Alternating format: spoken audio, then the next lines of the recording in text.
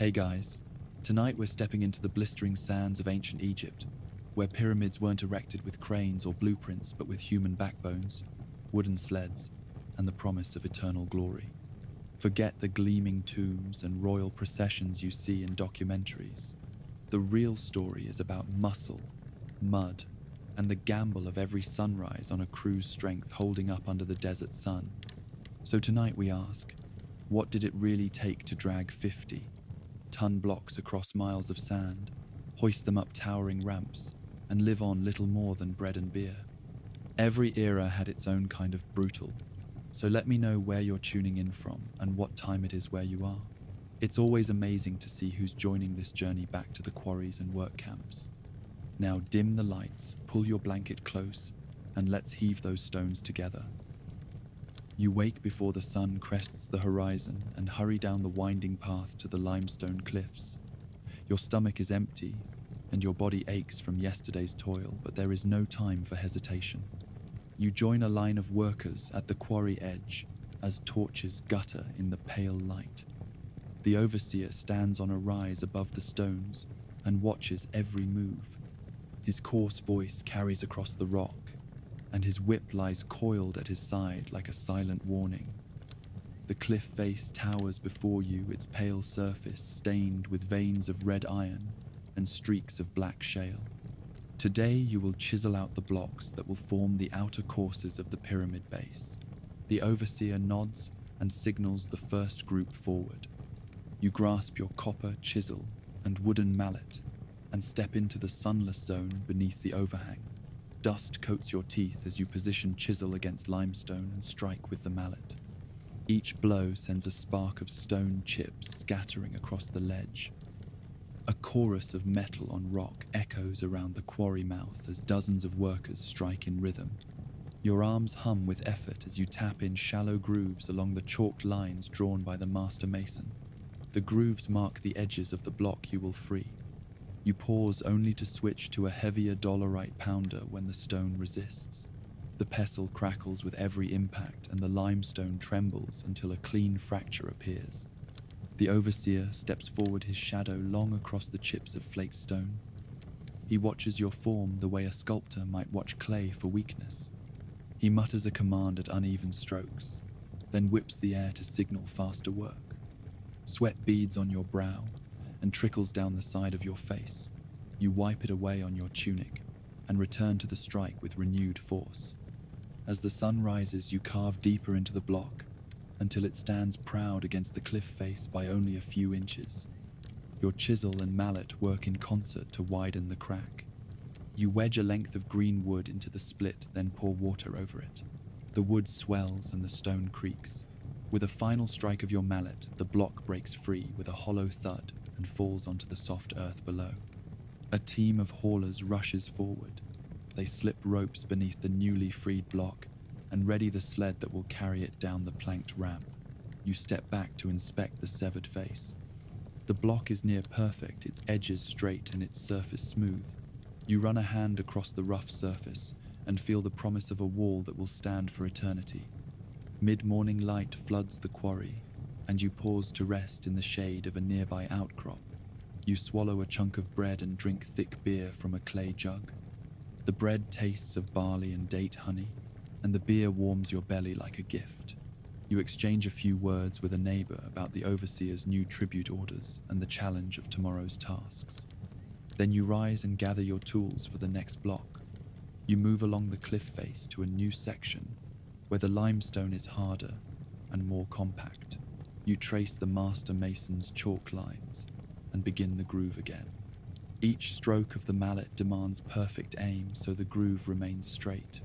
You learn to guide the tool by feel, listening to the sound of stone on metal.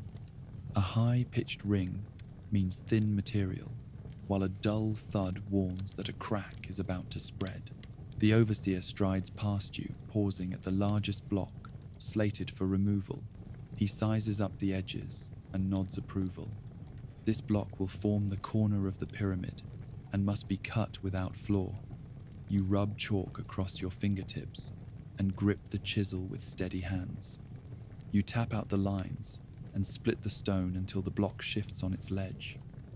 Then you and another strike wooden wedges until it plummets with controlled grace. As the day wears on, you repeat the process score of times, each new block marking progress on the great building project. Limestone dust coats your tunic, and a fine layer settles in your hair. You swallow each breath with grit between your teeth, but you do not stop. The overseer's gaze is relentless, and the orders for precise measurements echo in your ears. By afternoon, the quarry is a hive of motion. Haulers tug sleds across wooden ramps. Masons inspect the cut faces and smooth edges with bronze rasps. A scribe sends messengers with clay tablets back to the camp to report each block's dimensions. You stand among this rodeo of rock and tools and feel the pulse of the pyramid rising beneath each hewn stone. At last, the overseer sounds the horn for rest. You set down your mallet and chisel and stretch your cramped muscles. You watch your hands that once gripped tools now tremble free. You catch your breath and drink more beer. You feel the first ache of fatigue, but also a fierce pride in what you have shaped with mere muscle and simple tools. As the sun begins its descent, you gather your tools and retrace the path back to the camp. You pass clusters of workers sharpening chisels on sandstone blocks and tending to minor injuries with linen bandages. You nod in greeting and share word of the day's tally. 200 blocks carved and freed from the cliff. No skin lost, no block shattered in the process. That evening you return to your mud brick hut and squat before the hearth. A bowl of stew awaits and warm bread. You dip each piece in the thick broth of lentils and onions. You eat slowly, letting the flavors nourish the sore bones that bore the weight of limestone all day. You watch the embers and think of tomorrow's dawn at the quarry face. As night falls, you kneel at a small shrine to the god Khnum who shapes the flood and the stone.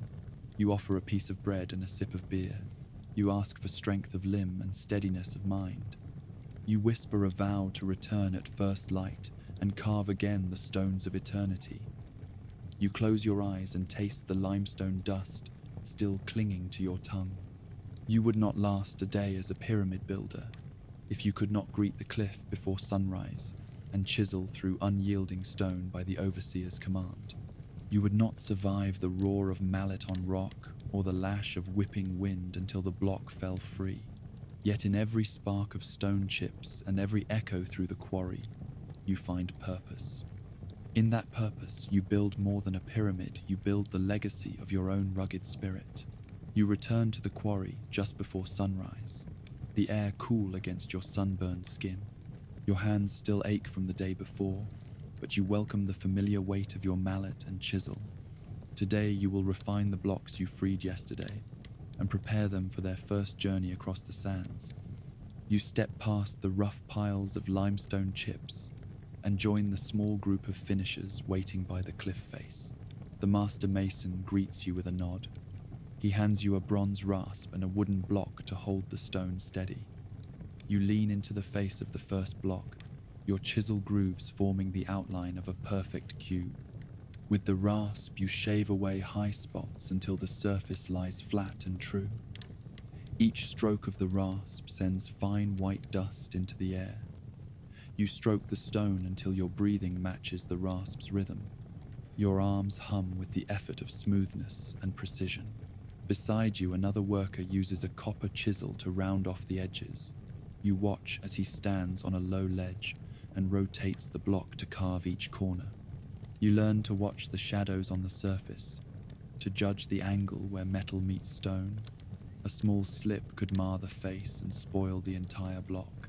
You hold your breath until he finishes and steps down, nodding your approval. When the faces are smooth, you move to marking the block's orientation.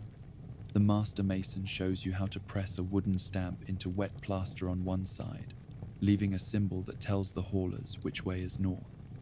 You press the stamp firmly and lift it straight off. The symbol is crisp. You repeat on 2 more sides, so that no matter how the block is rotated, the hauler will know which face must align with the pyramid's outer wall. By mid-morning, the first block is ready. Haulers rush forward with the wooden sledge. You wedge poles beneath the slab so it lifts an inch from the ledge. A team of strong men tugs at thick ropes tied to its harness. The sled's oak runners scrape across rock as the block inches forward. You guide the ropes from the side to keep them from digging into loose shale. When the block finally rests on the sled, you breathe a small sigh of relief. You join the caravan moving down the packed earth ramp that leads from the quarry to the riverbank.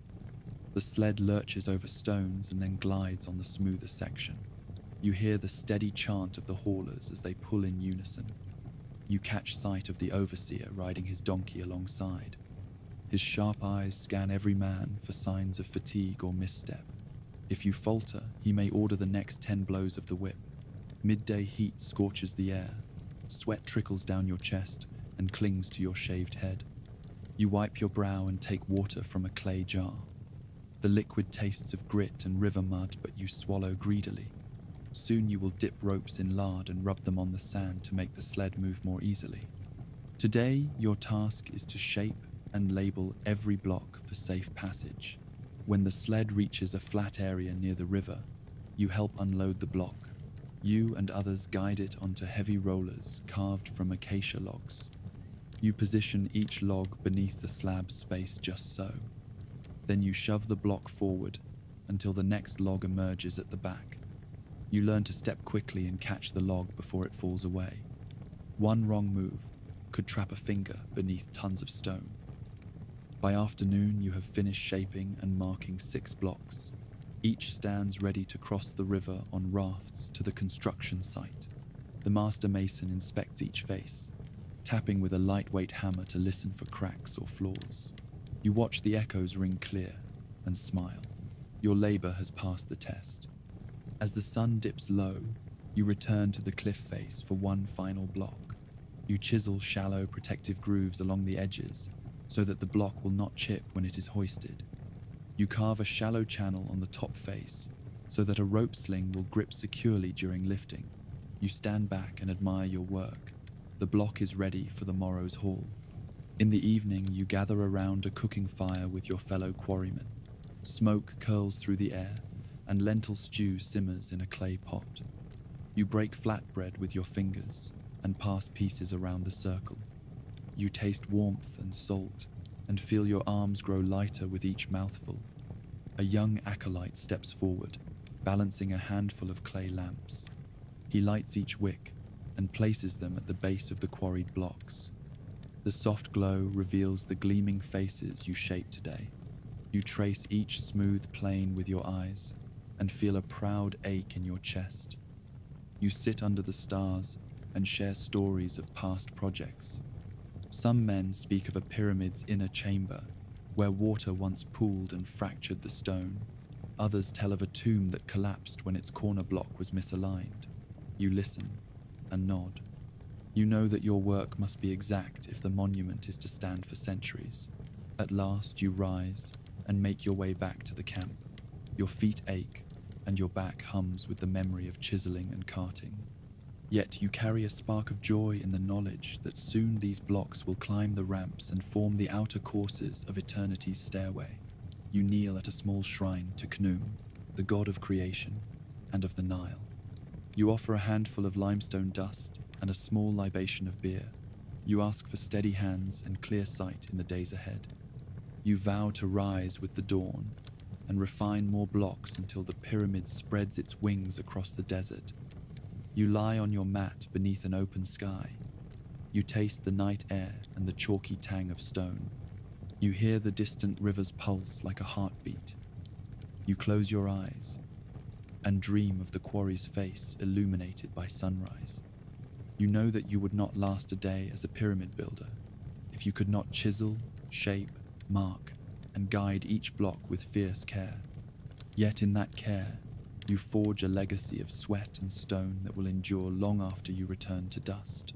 You awake before the first pink light touches the eastern horizon and hurry into the camp. The night air is cool, but will not last. You join the line of workers who have already carried the limestone blocks to the hauling yard. Each block sits on a simple wooden sledge carved from acacia beams bound with rope. Your task today is to move these sledges across the desert toward the pyramid site. The overseer signals with a loud blast on a conch shell. You step forward and grasp a thick hemp rope tied around the sledge's front crossbeam. Your fellow haulers line up beside you, each gripping the coarse strands. The sled is heavy, over 10 tons of stone pressed onto runners only inches wide. You glance at the men behind you whose feet will push the sledge, and you feel both fear and resolve tighten in your gut. First, you must grease the sand in front of the sled. A group of women carries baskets of animal fat warmed over small fires. They sprinkle the melted grease in a broad path ahead, leaving a slick lane that will reduce friction. You watch as the fat melts into the sand, darkening each granule until it glistens like glass. You know that without this simple lubrication, the sledge would grind to a halt in mere yards. The overseer lowers a whip and shouts for the haul to begin. You lean into the rope, bracing your feet in the soft but greased sand. Your palms slip until they bleed, but you do not let go. With a collective heave, the sled inches forward. You strain your legs and back as every man calls out a steady chant. The rhythm of your voices and the burn in your shoulders carry you across the shining lane of sand. Behind the sledge, the pushers dig their heels into the ground. They grunt with each step as they force the sled onward. The sound of wood on sand is a low rumble that echoes across the plain. You feel the sledge shift under your weight, sliding forward with a slow inevitability. You lean your whole body into the rope and urge your muscles to hold on until the sled passes the greased patch. At the end of the greased lane, the brakemen stand ready. On a signal, they dig wooden wedges under the runners to slow the sled's momentum. You stagger to a halt and pant for air. Your heart thunders in your chest and sweat pours down your face. You wipe your brow with the back of your hand and bend your knees to steady your shaking legs. But there is no rest. The overseer's voice cuts through the heavy air and commands you to prepare the next block. You move to the next sledge, where the limestone slab waits. Once again, the women come forward with the hot animal fat. You help them spread it in a new lane, smoothing each handful of grease onto the warm sand. Your fingers sting from the heat, and the grain scratches your palms like fine knives. With the path ready, you return to the rope. You join 10 men on either side of the sledge, each gripping the rough fiber. When the overseer gives the word, you lean in unison. The chant begins again, slow and steady. You count the strokes in your head own, 2, 3 matching the groan of wood on sand. The sled moves forward, sometimes smoothly, sometimes with a shudder as a protruding stone digs in. You lean harder, feeling your arms and shoulders tremble beneath the strain. After each lane, a small group follows to refill the grease from fresh bowls of fat. The pathway stretches ahead, a ribbon of darkened sand across the barren expanse. You mark the distance by the height of the sun climbing overhead. Already your feet burn in the sand that has warmed into hot grits. You pause only to take water from a clay jar passed along by a boy running beside the line. You tip the gourd to your lips and swallow deeply, tasting salt and clay on your tongue. As midday approaches, you reach the edge of a dry wadi, where the sandy ground gives way to packed earth. You and the other haulers guide the sledge over the uneven ground. The sled's runners catch on small stones and crackle under the weight. You brace your foot against the side beam to lever it over each obstacle. The crack of splitting wood and the slam of stone on stone ring out around you. Finally, you crest a low ridge and see the pyramid's base ahead. The sight of the massive structure lifts your spirits. You imagine this block raised high among its brothers to form the steps of eternity, but the journey is not over.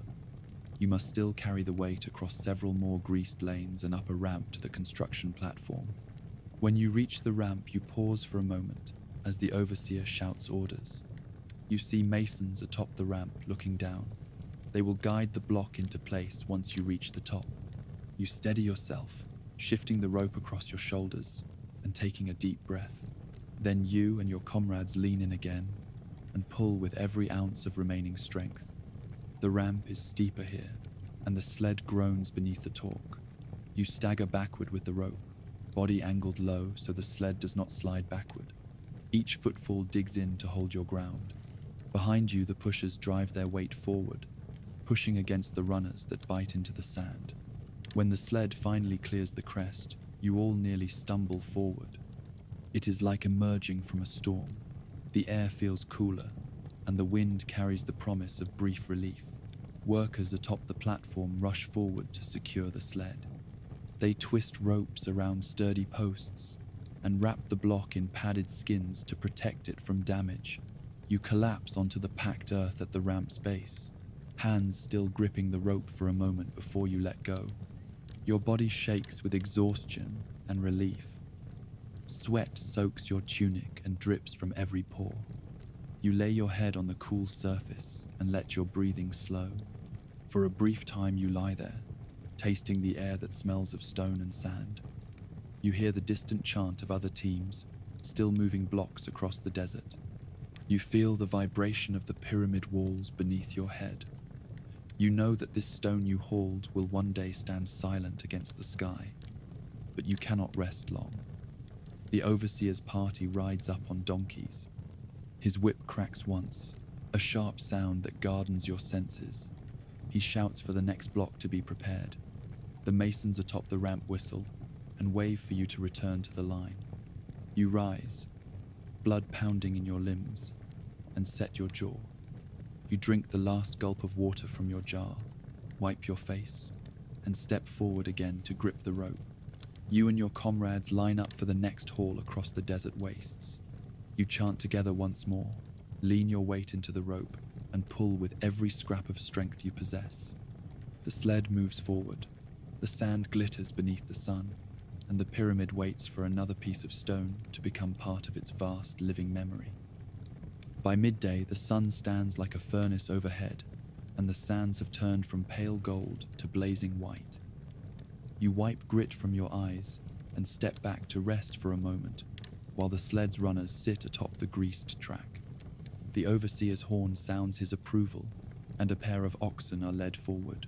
Today the canal is too low, and the river too narrow to carry these blocks by boat in one leap, so the animals must share the burden with your own two hands. You attach the ropes to the oxen's yokes and guide their heads toward the sled. Their flanks have been stroked with water to cool them, their coats slick and dark in the glare. You slip the reins over their horns and steady their pace.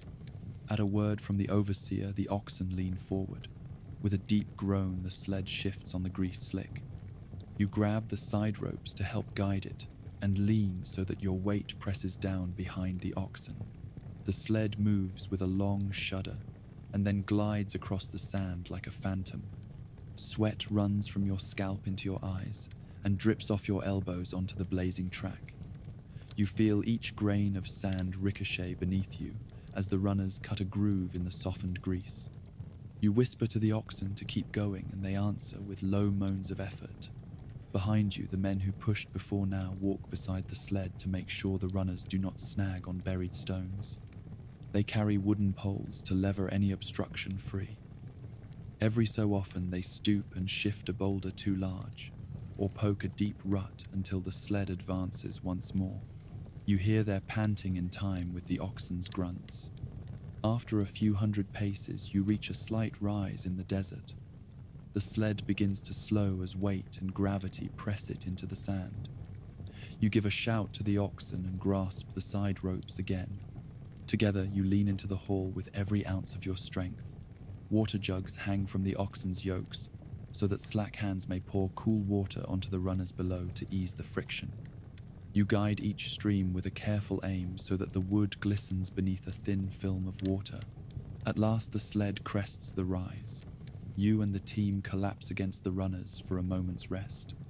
The overseer rides up on his donkey and inspects the ground ahead.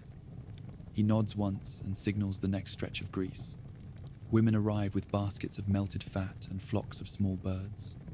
They pour the warm lard onto the track in broad lines, feathers pinned back to keep them from the rancid oil. You help spread the grease with flat pieces of palm wood. By mid-afternoon, the sled moves once more across the grease stretch, its runners shining in the sun. A boy runs ahead to warn of dips and hollows. He waves his cloth so that the woodcutters behind may dig away loose sand and stones. Your hands tighten on the rope until your knuckles blanch. A man behind you hands you a gourd of water. You tip it back and let the cool liquid trickle down your throat. You taste salt and clay and feel the energy return. You press on until the caravan reaches the riverbank. There you see rafts made of bundled reeds tied tight with rope. The overseer motions for the oxen to stop. You guide the sled onto wooden planks that bridge the mudflat. Behind you, the men slide planks into place so that the sled may roll onto the raft. You balance at the prow to steady the load. When the raft is full of stone, it dips and creaks. A pole strikes the water's edge, and the raft pushes off for the far shore. You watch as the pyramidal silhouette grows closer on the horizon. The river's water gleams beneath the sun like molten gold. Your body aches, and your neck is stiff from the sun's glare. Yet your heart lifts at the sight of the work site where ramps of earth stretch up the side of the young pyramid. Stones from yesterday stand in neat rows, ready to be hoisted. When the raft reaches the opposite bank, you and others guide the sled onto a new track of treated sand. You wipe your hand across the runner to remove residue from the river and reapply grease. A second team of women and men arrive with fresh fat. They spread it in a wide lane that leads up the lower ramp. You grip the ropes and lean in once more, chanting with the oxen and the haulers. The ramp is steep, and the sled groans as it moves upward. Behind you, the pushers strain at the runners to keep the sledge from sinking. You press your feet into the sand and take small steps so as not to slip. Every inch upward feels like a mile of effort. You think of the block's final place high on the pyramid, its polished face angled toward the sky. At last, you reach a landing. The sled stops beneath a grouping of ropes and pulleys. Masons above lean over and pass hemp slings beneath the block. You catch the ropes and wrap them around your arms. On a shout from the overseer, you pull in rhythm with the masons, raising the sled a few inches at a time. You take care to keep your footing on the ramp's uneven logs. When the block clears the ramp, you stumble onto the platform and clap the ropes down gently. You stand for a moment beneath the desert sky and catch your breath. The sand beneath your feet has cooled in the shade of the pyramid base. You feel the breeze whisper through the stones. You listen to the soft creak of wooden rollers and the distant hammer blows of masons dressing the faces of higher courses. You lift your chin and taste sweat and dust and glory on your tongue. Then you gather your ropes and return down the ramp where a fresh sled awaits its turn. You prepare for the next load in the endless cycle of building. The sun begins its descent and the shadows lengthen behind the pyramid's shape. You know that soon you will rise before dawn again to greet another slab of limestone. You know that to haul these blocks across the desert, you must endure the sun's fury, the sand's resistance, and your own fatigue. Yet in every groan of the sled and every pulse of effort, you carry hope. You carry the promise of eternity for the Pharaoh's name. You carry your own story of grit across unimaginable distances. You carry the rhythm of the desert in your bones and the memory of the river's water on your lips. You would not last a day as a pyramid builder if you could not haul tons of stone by human power and animal strength, if you could not grease the sands with animal fat, and if you could not push and pull until the load reached its place beneath the desert sun. You rise well before dawn, the sky still a deep indigo above the desert plain. Torches flicker along the base of the pyramid, where the massive ramp will climb like a dragon's spine toward the sky. You step into the cool air, shoulder your woven basket of clay-sodden soil, and join the line of workers threading along the ramp's foundation. Today you will help pile earth and brick into the giant ramp that will carry stone to the upper courses. At the ramp's foot, a team of masons and foremen awaits you, their voices low but urgent. They point to the next layer of baked mud bricks stacked at the edge of the camp. You lift your basket and fill it with loose sand, mixed with crushed pottery shards material, chosen to compact into a firm base. The basket's weight pulls at your shoulders, but you will not falter. You step onto the ramp's lowest terrace, where a line of rammer men stands ready with wooden mallets. You kneel and empty your basket into the layer beneath the ramp's edge. The sand pours like water, filling crevices and pressing against the bricks. A rammer grips a blunt-ended mallet and leaps into the heap, pounding until the earth clots into a firm slab. You move aside for him, then join another worker, who smooths the surface with a plank dragged across the sand's sheen. Each stroke levels the layer, preparing for the next row of bricks.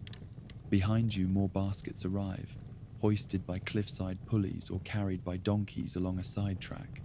You set each basket down and step back to let the masons fit bricks into the fresh layer. Their trowels spread goose-grease mortar between bricks to bind them to the sun-baked core. You watch their hands press each brick into place, checking for straight lines and solid contact. The mortar oozes at the joints, promising strength against shifting sands. By mid-morning, the ramp has risen 5 courses, each layer a horizontal shelf broad enough for a small sledge. You climb to the next terrace and empty another basket of mixed sand and gravel. You spread the load with your hands, feeling the grit slip between your fingers. You jab your fingers into the mix and wiggle them to break up clumps, then let the mixture settle. A mason beside you sends a shout. He needs more bricks on the western face. You scamper to fetch a wheelbarrow piled high and wheel them up the temporary wooden stair. As the sun climbs, you feel the ramp's incline steepen. A thin wind stirs the hillside and flings sand into your eyes. You pull your linen headcloth tighter and press on. More baskets of earth arrive. Each is passed hand to hand up a human chain, shortening the climb. Your neighbor grabs the basket's handle and hands it off with a grunt. You do the same, then lift a fresh load from the sand pile. The rhythm becomes a mantra. Fill, ram, level, set brick. At the ramp's midpoint, you pause to wipe sweat from your brow. You swallow stale bread and sip water that tastes of clay. You gaze at the pyramid face looming above, its gleaming stones half hidden in morning haze. The ramp will reach its apex beside the highest course, where masons will fit the capstone at day's end. Until then, your task is to keep the ramp growing, course by course, shelf by shelf, until it meets the sky. In the afternoon, you join a team, cutting fresh bricks. At a shaded press, you lift a wooden form and pack it with clay and straw. You press down hard with your palms, then tap the mold's edges so the mixture settles.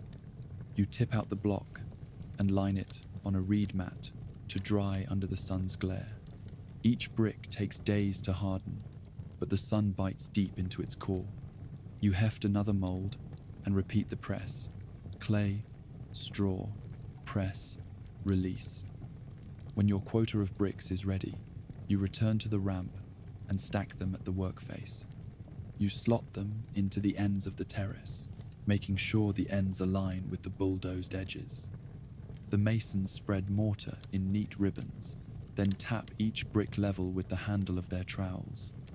You step back to let them work, then lay another load of sand behind you. The ramp grows wider here to allow 2 sledges to pass, one carrying earth upward, the other stone descending on its final run. As dusk approaches, the overseer orders the final layering. You climb to the ramp's top terrace, where just hours ago there was only sky. You empty your last basket of sand and feel the wind press against your chest. You round the ridge of clay and gravel and peer down at the camp nestled far below. The torches glow like distant stars. You set brick after brick along the edge, each one a testament to your own sweat and calluses. When the last brick is set, the foreman sounds a shell blast trumpet to signal the work's end. You step aside as masons pour a final skim coat of lime mortar over the ramp's face. The stones will shine pale in morning sun. You descend the wooden stair and wipe your feet on a choir mat to shake out the dust. You carry your trowel and basket headbands back to the tool shed, each step lighter than the last. In the camp, you strip away your dusty garments and rinse in a trough of cool water. You lean against the stone wall of the cook's tent and breathe in the smell of spiced barley stew. Workers around you dip hunks of fresh bread into the pot and pass bowls to those who stand waiting. You take a narrow pottery cup and sip the thick brew. The flavor is smoky and rich. You taste the salt of your own labors in every swallow. Before the firelight fades, you join the evening prayers beside the briar altar at the camp's edge. Incense drips from flat braziers and the high priest chants, "Hail Happy, List of Ramps, Hymn of the Builders." You and your comrades raise your hands in time. You feel the beat of metal tools and earth shapes echo in your chest. You know tomorrow you will return before dawn to lay more brick, to ram more earth, to extend the ramp your hands have birthed. You lie on your straw mat beneath the hush of desert stars. You feel the ramp's weight in your bones and the pyramid silhouette against the sky. You know you would not last a day as a pyramid builder if you could not shoulder baskets of earth, press bricks into the sun, and push with every ounce of strength to build a ramp toward eternity's heights. Yet in every grain of sand and every block you place, you carve your own legacy into time's unyielding face. The next morning, you arrive at the ramp before sunrise, the sky still muted and the sand cool beneath your sandals. Last night's mortar has set firm across the lower courses, and the outline of the next terrace gleams in pale light.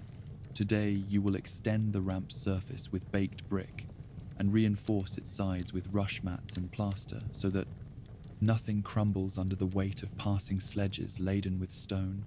The foreman greets you and points to the fresh piles of brick and clay that await your work. You shoulder a basket of clay and straw mixed to just the right consistency, then step onto the ramp's edge. A mason at your side holds an open wooden frame. You scoop the clay mixture into the mold and pack it firmly so that no gaps remain. You tap the form twice to unseat the new brick and slide it into place.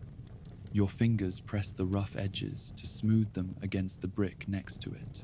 The surface grows under your hands, one brick at a time, until the terrace is covered. Along the ramp's inner face, you and other workers weave rush mats to protect the clay core from erosion. The reeds are soft and green when woven into wide panels. You lash the mats to wooden stakes set at regular intervals along the incline. Each stake sinks firmly into the clay base so that the mat cannot slide. You tuck the ends beneath the brick course above and pin them with small wooden pegs.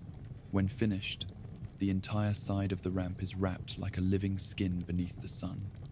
At midday, the overseer sends a team to carve drainage chutes into the ramp face. These channels will carry off rainwater and wash away nothing more than a shallow trickle. You return to the toolbox and select a wooden adze sharpened on sandstone. You cut shallow grooves between brick courses and smooth their edges. A helper follows behind with a straw broom sweeping away clay crumbs. You learn to judge the slope of each channel so water can flow to the side without digging a wider fault in the ramp's surface. Behind you, a trench has been dug at the ramp's foot to catch runoff and guide it away from the camp. You kneel and place larger bricks at the channel's entrance to prevent stones from shifting. Your hands are stained with clay, but your back begins to relax as the structure takes shape. Each detail you carve and each mat you pin builds the ramp's integrity and ensures that the stones above will not be stranded by a sudden flash of rain. When the heated sun dips toward the west, the workers pause for a shared meal. You sit beneath a palm that casts a narrow pool of shade on the ramp. A cook lifts a lid from a clay pot and offers bowls of porridge made from boiled lentils and barley. You dip torn bread into the thick stew and savor its warmth. You exchange news of today's progress and quietly note the extra baskets of clay that arrived late. Those must be mixed and pressed into bricks before dawn if the ramp is to rise again tomorrow. In the hour before dusk, you join a small group tasked with reinforcing the ramp's highest terrace. Here the incline meets a vertical stone face where sledges will pause before turning onto the main platform. The ground must be level and the transition smooth. You lift a stone slab and wedge it into a notch carved by chisel. You pack clay beneath to raise the edge until it aligns with the brick course. You pat the clay smooth and test its firmness with your palm. When it holds no crack, appears you step back with satisfaction. A mason atop the platform calls down for more bricks. You gather a wheelbarrow and wheel it up the wooden stairs that run beside the ramp. Each step demands care to avoid slipping. You rest the wheelbarrow at the platform's edge and tip the load where it is needed most. A mason nudges each brick into place, while another spreads mortar in neat strokes. You stand in the fading light and watch as the ramp gains another foot in height. As night falls, torches are lit along the ramp's length. Their flickering glow reveals the fresh work of the day. You walk the length of the ramp, inspecting each repaired section. You kneel to test the rush mats beneath your palm and tap the bricks for firmness. You knock on the drainage channels to listen for hollows. Each sound you hear is as familiar as your own heartbeat. Finally, you descend the stairs and return to camp. The cook offers a cup of warm beer sweetened with a touch of date honey. You drink deeply and feel your muscles relax. Your hands rest open in your lap, stained with clay. You watch the embers in the fire pit and listen to the chorus of voices speaking in quiet tones about tomorrow's plans. Before sleep, you kneel at the small shrine to Khnum and offer a prayer for steady strength. You trace your fingers along a carved symbol of the ram god and whisper thanks for guiding your hands across the clay and brick. You promise to rise with the first light and shape the ramp again until it meets the sky.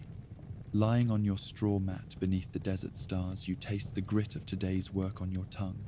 You feel the ramps rise beneath your back. Tomorrow you will carry more baskets of clay and weave more mats of rush. You would not last a single day as a pyramid builder if you could not pile earth and brick into giant ramps that climb toward the sky and withstand the sun's harsh glare and the wind's harsh bite. Yet in every sunrise drawn from the desert darkness, you find the stubborn hope and endurance that shape both stone and soul. You return to the pyramid base at first light, feeling the ache in your shoulders and the call of the work ahead. The row of newly laid blocks gleams pale against the shadowed interior of the monument. Today, you will set each course with perfect alignment, so that when viewed from any side, the faces will rise straight and true toward the sky. You shoulder your coil of thin rope and follow the master mason up a low wooden scaffold that wraps around the structure. At the top, a line of plumb bobs dangles from crossed poles anchored into the brickwork. Each bob is a slender weight, carved from polished stone. The mason shows you how to let the rope fall until the bob hangs motionless. You trace the rope's line with your eyes to the base of the pyramid and see if the blocks below stray from the vertical. If a block stands even a fraction off true, you mark it with chalk made from crushed limestone. Later, that block will be tapped into place with wooden mallets until it aligns perfectly with the others. Beneath you, the crew lays out lengths of rope across the course's width. They tie the rope to wooden pegs set into the bedrock at each corner. You bend to help drive the pegs, so that the rope runs tight and straight. A mason uses a small wooden square to measure the angle between ropes that cross at 90 degrees. He checks the corners of the course to make sure every block will sit on a right angle. If the corner is off, he orders the pegs moved and the rope retied until the square fits true. Once the rope grid is set, you kneel beside the row of blocks and slide your fingertips along the edges. You press each block into the mortar bed and feel tiny gaps that will throw the face out of line. You lift a block slightly and slide a wooden shim beneath it to raise or lower the corner. A helper passes a flat wooden wedge that you tap gently with a mallet until the block sits flush against its neighbors. You step back and sight along the rope line to confirm the face is straight. Every few paces, a plumb bob verifies the vertical plane. You watch the weight swing to a perfect stillness, and then you line its rope against the face. You run your hand along the blocks until they trace a straight line from top to bottom. When you reach a misaligned slab, you signal to the haulers below, and the block is slid free on its wooden roller. You and 3 others guide it sideways into alignment, then slide it back until its edges meet the mortar joints. One by one, the blocks lock into place until the entire course stands as a ring of stone that does not wobble under your gaze. The master mason steps forward and lays a long level across the top of the row. He lifts one end until the bubble rests dead center, then draws a chalk line along the lower edge. That line marks the mortar bed for the next course. You wipe the blade of the level clean so that the bubble can move freely next time. You step back and let the mason mark the blocks with a series of symbols that tell future crews where to place each stone in the layer above.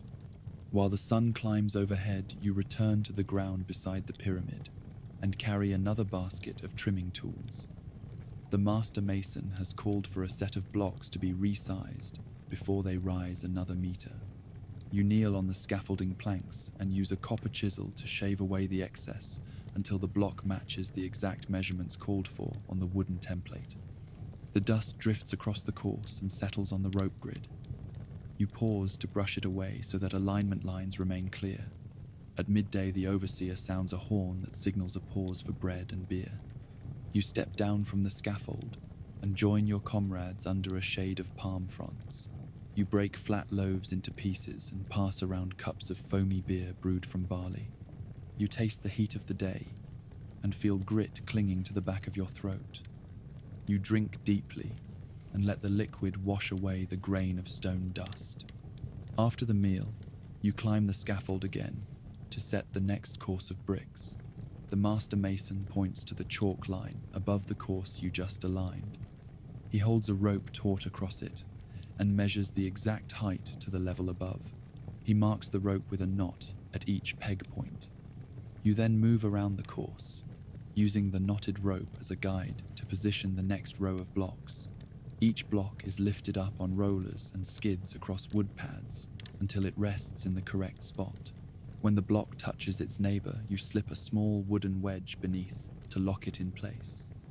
A mason follows with a trowel to press mortar in the joint, smoothing away any gaps. Then the plumb bob comes out once more to confirm the block's face aligns with the courses below. You watch the weight hang motionless before you and nod when the block sits true. Throughout the afternoon, you repeat this process. Measure the height with rope, place the block, adjust with wedges, press mortar, verify with plumb bobs, confirm horizontal with the level. The work never slows. The sun tracks across the sky and highlights the rising ramp of stone behind you. Shadows shift on the faces, revealing the faintest deviation in alignment. You prick your fingers on the rope or wedge as you lean close to check a joint. Before dusk, you help reset the rope grid so that tomorrow's crew will have clear lines to guide the next course. You untie the pegs and coil the rope neatly. You push a small wooden stake into each corner hole so the holes do not fill with debris overnight. Then you pack away the plumb bobs and levels in a leather satchel so they will not be lost in the camp. As the last light fades, you descend the scaffold and step onto the cool sand at the base. You take a slow breath and taste the air that smells of heat and stone. You wipe sweat from your eyes and feel the tightness in your shoulders release. You look up at the pyramid face and see the fresh course you helped set with perfect lines. You feel pride sharpen in your chest. That evening, beside the campfire, you help tend lanterns that will burn through the night watch. A few masons remain on duty to guard the rope grid and ensure no wild storms or creeping wind disturb tomorrow's work. You fire small torches into rough canisters of oil and hang them from low scaffolding beams so that light will spill onto the course at first light. You retire to your tent and draw a pot of clay broth from the cook's supply. You sip the warm liquid slowly so that every drop soothes your tired muscles. You break stale bread against the rim of your bowl and dip it into the soup, tasting the faint hint of cumin and salt. You clean your tools by flicking the trowel blade against the earthen floor and wiping the plumb bob free of grit. Before you lie on your straw pallet, you kneel by a small shrine to the god of wisdom and stones. You offer a pinch of crushed limestone and whisper a prayer. May your lines never falter and your axis never shift. You cross your arms and close your eyes, feeling the rod of the plumb bob still humming in your mind's eye, measuring every course until the pyramid reaches the heavens. You fall asleep to the quiet chorus of men patrolling the ramp, their footsteps gentle drums in the hush of approaching night. You dream of perfect faces of stone and endless lines of block stacked by your own hands. You know tomorrow you will rise before dawn to set another course with rope, plumb bob, and the endless muscle that binds geometry and sweat. When the sun rises again, you return to the scaffold to continue the work of setting courses on the pyramid face. Today, the master mason has chosen a new section where the stones must meet precisely at a corner. You step onto the planked walkway that wraps around the structure and tighten your grip on the coil of rope you carry. Your first task is to establish a perfect corner angle that will guide every block in the courses above and below. A pair of masons stand ready with wooden sighting poles. One holds the first pole at the base corner, pressing its tip into a small notch carved into the stone. The other takes a second pole and moves away along one of the ramp edges. You hold the rope taut between them, forming a straight line that marks the pyramid edge. A mason at the corner then measures the angle between the baseline and the second line, using a simple square made from wood and twine. When the angle reads perfect at 90 degrees, he calls out the result and the overseer smiles. Next, you take up a plumb bob and work with a second mason to drop its weight beside the sighting pole. You wait for the bob to stop swinging and draw a chalk mark on the stone beneath. Then you slide a length of rope along until its knot aligns with that mark. You move along both edges, dropping the bob at regular intervals and marking each point. These marks will serve as guides for placing the next row of blocks, so they form a perfect right angle at the corner. With the grid of corner points established, you step back and allow the mortar team to draw light chalk lines connecting each mark.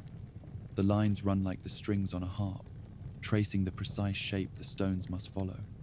You watch the chalk dust settle on the rough surface and feel a surge of pride. The next blocks will sit on these lines as if guided by invisible hands.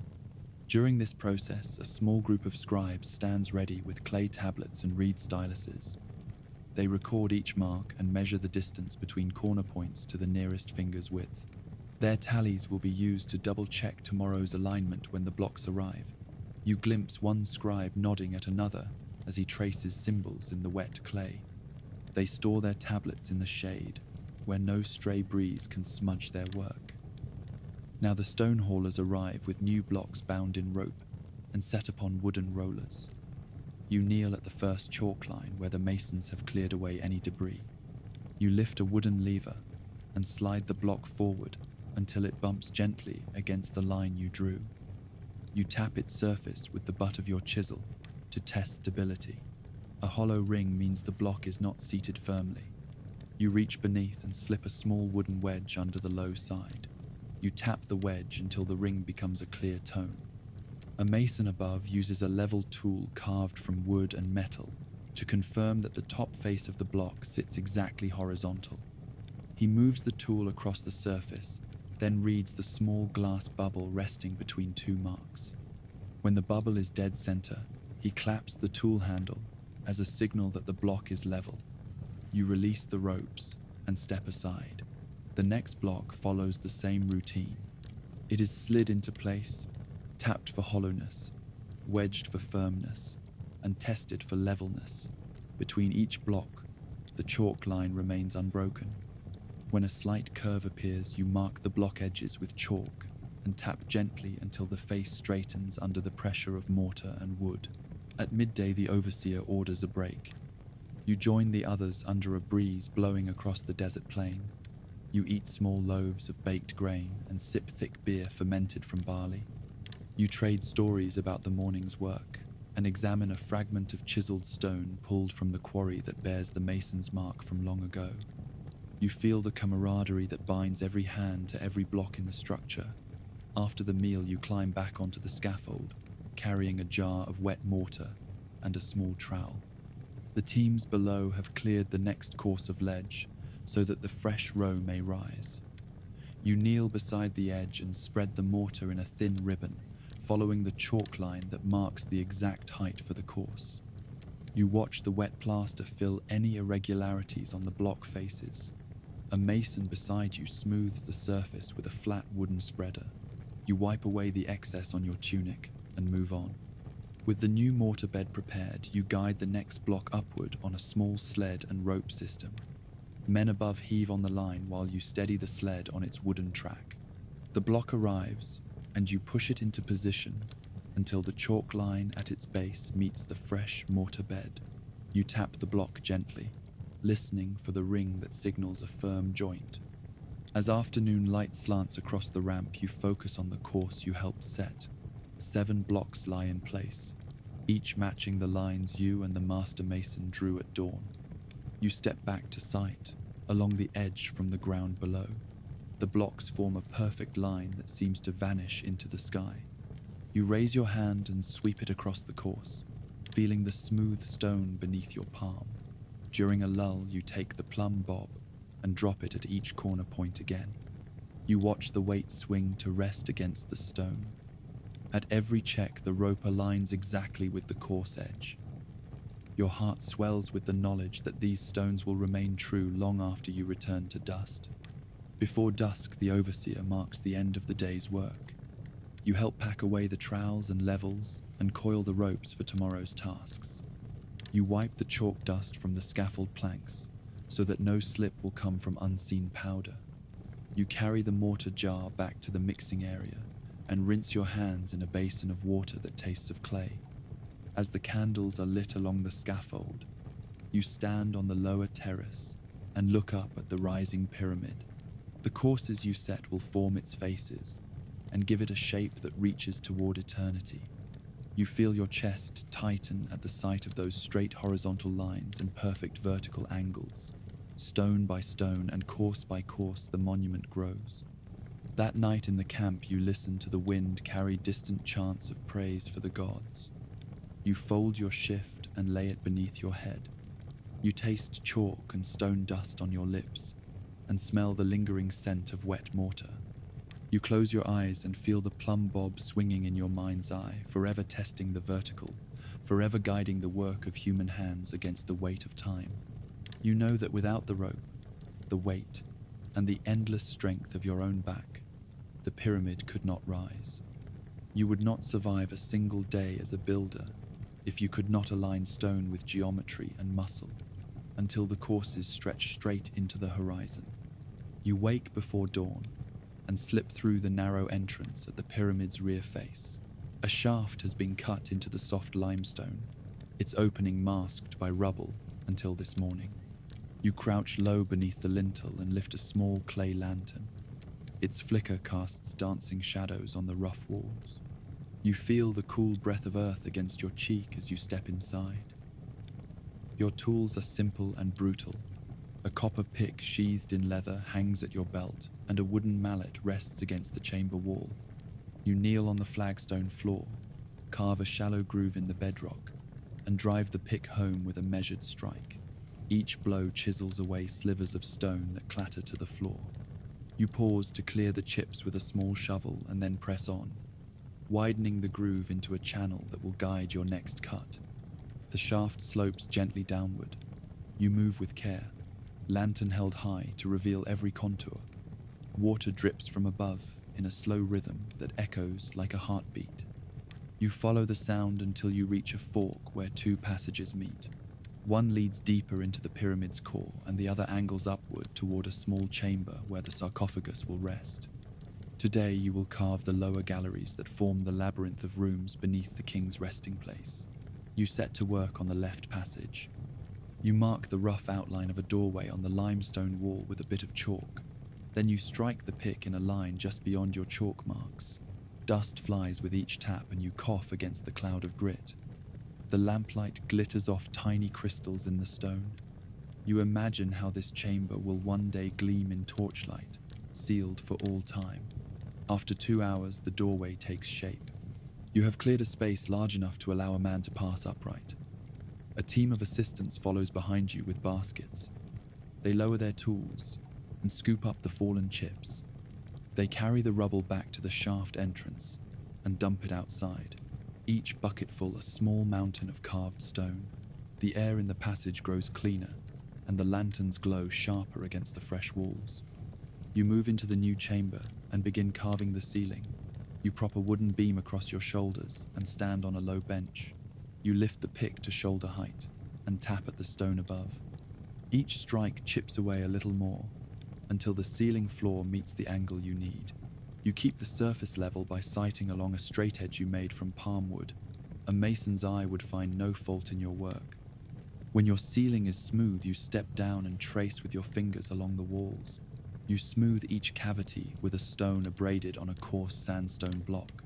You rub the tool in circular motions until the surface gleams faintly, like the skin of a perfectly formed vase. The effort hums in your arms. You feel every fiber of muscle engaged in the task of making earth into art. Beyond this chamber, the passage narrows again. You crouch and crawl forward, lantern held at arm's length. Your knees press into the limestone flags of the floor. You make each step count, because no court official will return your body if you are lost beneath tons of stone. You reach the next gallery, where the walls rise toward a domed ceiling. You pause to set your lantern on a small ledge and remove your leather gloves. The Queen's chamber lies just ahead. You kneel once more to carve a shallow niche in the wall, one that will cradle the granite sarcophagus. You outline the niche with careful chisel strokes, each cut measuring precise inches. You step back and sight the angles with a thin rod you crafted from wood. When you are satisfied, you begin to carve away the excess stone. The chips fall silently into the darkness. You hollow deeper by guiding the pick in small increments, each scoop of stone easing the recess into its final shape. A mason beside you places a small wooden wedge in the niche as a gauge. You tap the wedge, and it shudders into the recess until it fits flush. You mark the line to guide final trimming tomorrow. The overseer's voice carries faintly from the upper ramp, calling for the finished team to report. You exchange a nod with your partner and gather your tools. You follow the winding passage back toward the entrance, pausing to retrieve your lantern. The light seems pale after the glow of the inner chambers, but it still cuts bright through the dust. You emerge, blinking into the daylight, and feel the desert sun brace your limbs. A worker offers you water in a goat skin flask. You drink greedily and taste clay on your tongue, a reminder of the stone you shaped. At midday, you return to the camp beneath makeshift tents.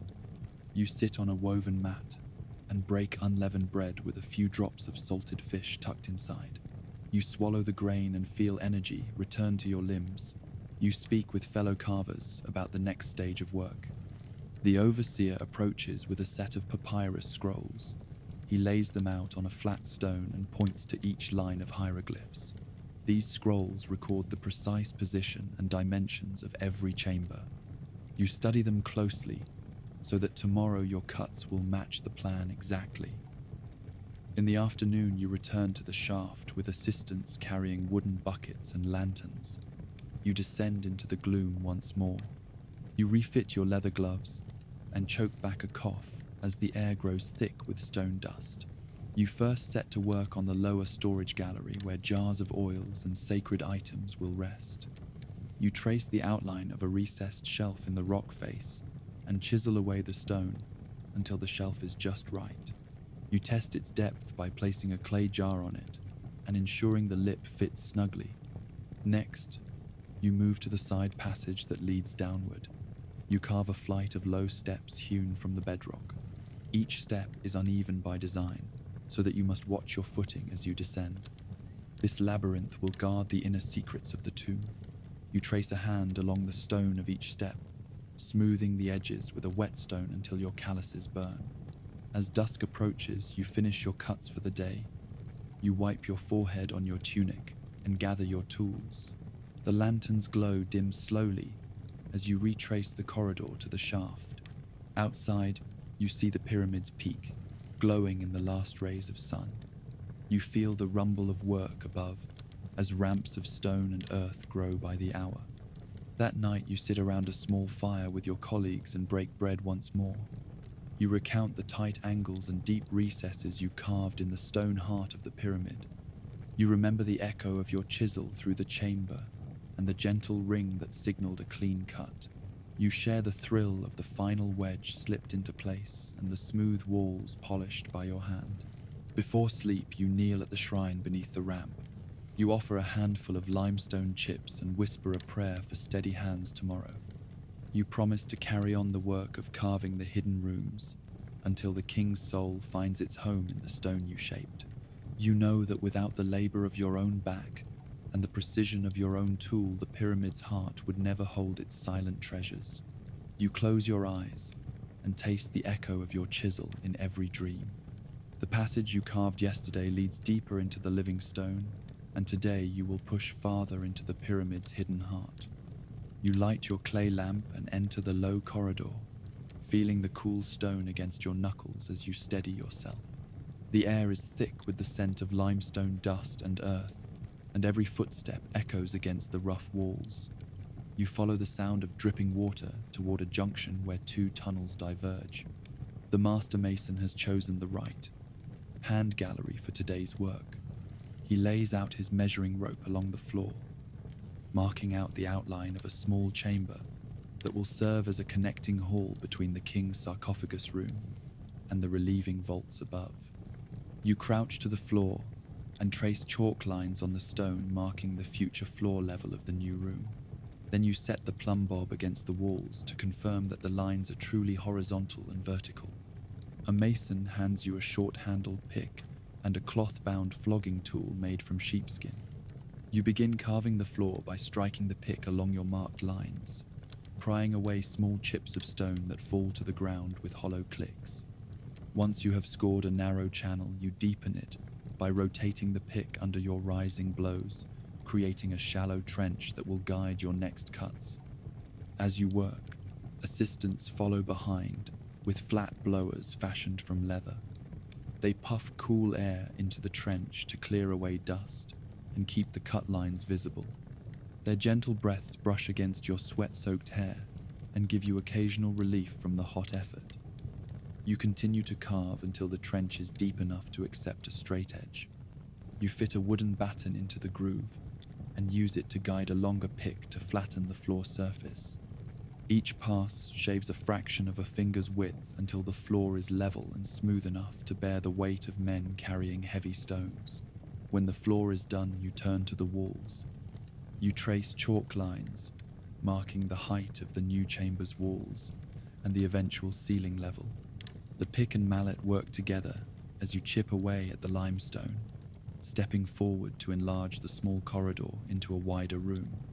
Each chip echoes in the dark, and as the daylight at the entrance fades deeper, silence settles around you. You pause, only to scrape away loose rubble and to breathe the cool air of the depths. With the chamber opened, you raise your lamp as you climb a low ladder built into the wall. Above you is a small antechamber that has been partially carved by earlier crews. You tighten the belt at your waist and crouch as you squeeze through the broken ceiling into the next gallery. Your lantern's glow reveals the rough contours of the inner passage, where you will next shape the corbelled vault that will divert the immense weight of the pyramid above, away from the king's resting place. You kneel on the earthen floor and place a ring of wooden profiles to mark the curve of the corbel. You trace the shape on the stone with chalk. Then you begin carving each stone course so that they overhang slightly inwards when complete. Stone by stone, you lift your pick and mallet, paring away the outer edge until it matches the chalk curve. A mason beside you taps each carved section with a small hammer to listen for evenness. When the tone is clear, you move inwards to carve the next offset. By the end of the day, you have created the first segment of a stepped arch that will eventually span the chamber in a series of stone layers. Somewhere above you, the crews are raising blocks on the ramp. You think of the hundreds of men hauling stone outside while you carve this hidden sanctum. Their laborful grunts and chants drift faintly through the shared stone and give you a rush of energy. You redouble your efforts, and carve deeper into the rock until the section is perfectly shaped. As afternoon light wanes, you turn your attention to cutting small niches in the walls. These recesses will house sacred vessels and jars of oils meant to accompany the king into the afterlife. You draw chalk outlines for a series of 3 shelves on the far wall. Then, with your chisel, you carefully hollow out each niche one by one. You hold a flat wooden mallet in your other hand to brace each tap. The narrow recesses must be precisely spaced and level, or the jars will rock and break when stored. You measure each depth with a wooden probe and adjust until every shelf is identical. When the niches are finished, you return to the lower chamber to carve a new connecting passage deeper into the massif. The future corridor will link the Queen's chamber with the burial gallery. You trace a door, opening on the rear wall, and begin pruning the stone face away. The rock is crumbly here, and you must work slowly to avoid collapse. You brace a plank beneath the cut and chisel the rough edges into a neat rectangle. A sling of sandbags sits ready to catch any falling fragments. By dusk, you clear the last chips from the walkway and polish the new passageway with a flat piece of fine limestone you carry in your shirt. The walls shine softly in the lamplight. You trail your hand along the carved edges and marvel that your own muscles and tools have shaped the secret spaces of the pyramid. Exiting through the shaft, you feel the desert wind and cool air on your arms. The overseer stands near the entrance to inspect your work. He nods slowly and touches the carved corner of the connecting passage. You step forward and bow. He gestures toward the newly cut niches and the corbelled vault you shaped. You nod and offer a few words of explanation. He frowns briefly at one uneven carve in the niche, then smiles when he sees it gently smoothed by your flat stone. You gather your tools and lantern. As you step into the fading light, you feel the weight of another day's labor settled in your hands and shoulders. You carry the carved stones and hidden corridors in your mind as you walk back to camp. Tomorrow you will return to finish carving the ceiling and to cut another corridor that leads ever deeper into the pyramid's heart. That night you rest in your tent beside the scent of burning oil from the lamps you left lit inside. You taste the cool water of your flask and break a small loaf of bread. You savor each crumb against the memory of hard limestone beneath your hands. You whisper a prayer to the patron god of quarry workers and carvers. You ask for strong arms and steady sight for the tasks ahead. You close your eyes and feel the echo of your chisel in your dreams. You know that without your own back and your own measured strike, the pyramid's hidden chambers would remain raw stone. You know that only through patient carving and unending care can you reveal the secrets hidden in the stone heart of the monument. You wake before the first pale glow of dawn touches the desert rim and hurry toward the eastern ramp, where the final block awaits its journey to the summit. The capstone lies at the edge of the camp, carved from polished limestone and capped with a thin layer of electrum that will catch the morning sun. A circle of priests stands guard, their linen skirts swaying in the cool breeze. You shoulder your coil of rope and step forward among the haulers chosen for this sacred task. The overseer raises his arm to signal the first pull. You grip the thick rope as your comrades do and lean back with all your weight.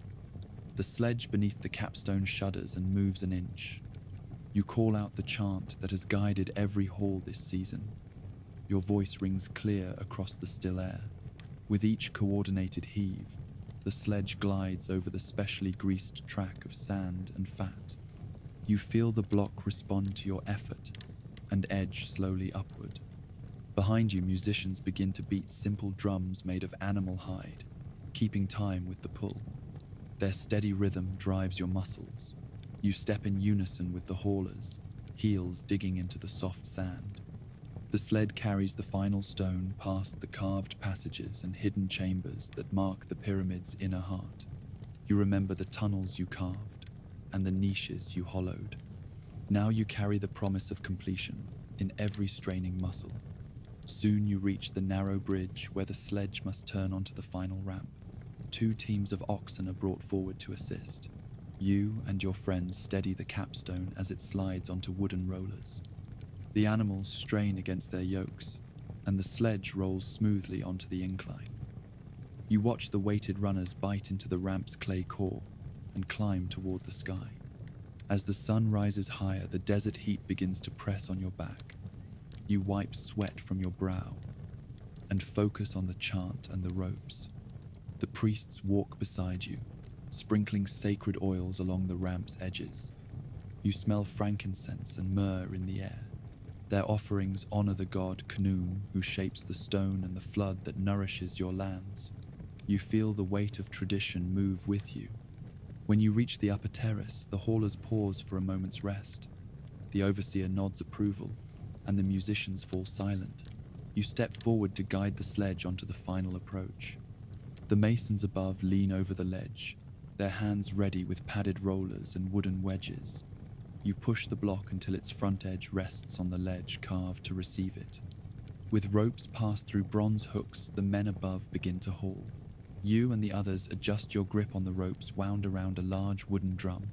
On the overseer's shout, you turn the drum handle in unison.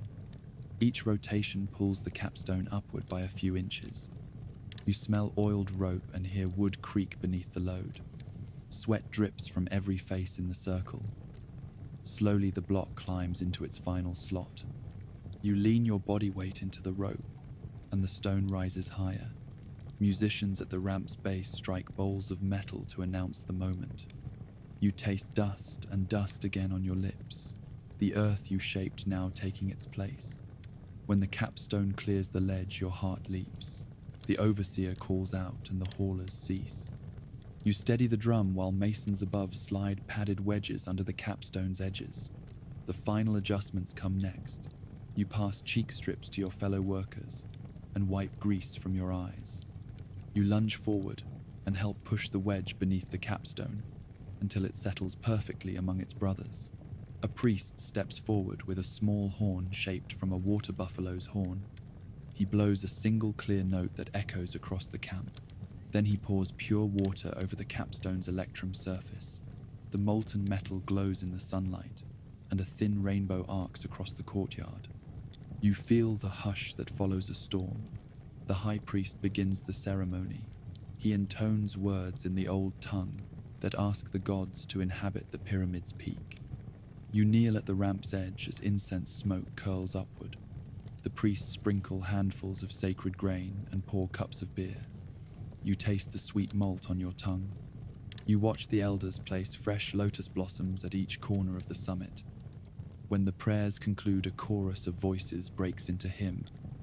Men and women march around the pyramid's base in a circle of praise. You rise and join that circle, feeling the impact of your own rhythm against the ground. Each step echoes the steps of countless builders who came before. You hold the memory of every block hauled and every course set. The overseer climbs to the summit with a small bag of clay. He kneels at the capstone's center and presses a clay seal bearing the pharaoh's name. With a final prayer, he slaps the clay to fasten the seal for eternity. You hear the clay crack softly and know that the ceremony is complete. Down below, the crowd erupts in jubilation. Trumpets blare and drums thunder as men throw their tools into the air. You feel tears in your eyes at the sight of thousands of desert hands freed from toil for this moment. You look up at the pyramid's gleaming peak and see life shining on the stone. As dusk nears, the musicians lead a procession of torches climbing the ramp to the summit. You follow behind, lantern in hand. You step onto the capstone's platform and see the desert stretching in every direction like an ocean of sand. You kneel at the summit and feel the sky close around you. A final hymn rises. You join the voices and raise your arms as if to hold up the sky itself. You taste dust, sweat, and triumph on your tongue. You know that without your strength and your sweat, this stone would not crown the work of generations. You know that you would not have survived a single day as a pyramid builder if you could not haul stones, shape earth, set courses, carve chambers, and raise this capstone with endless muscle and a heart full of hope. When the ceremony ends, you descend to the courtyard where feasting begins. You break bread with strangers and share bowls of spiced stew. You drink beer until warmth spreads through your chest. Firelight dances on the pyramid walls, and laughter carries across the camp. Under the blanket of night, you lie on your mat and watch embers fade in the fire pit. You taste the shine of the capstone on your tongue and feel its weight in your soul. You close your eyes with pride and know that for one shining moment, you shared the work of the ages. When the final prayers echo into silence, the work below continues in celebration and ritual. You descend the ramp alongside priests bearing trays of salted fish and pomegranates.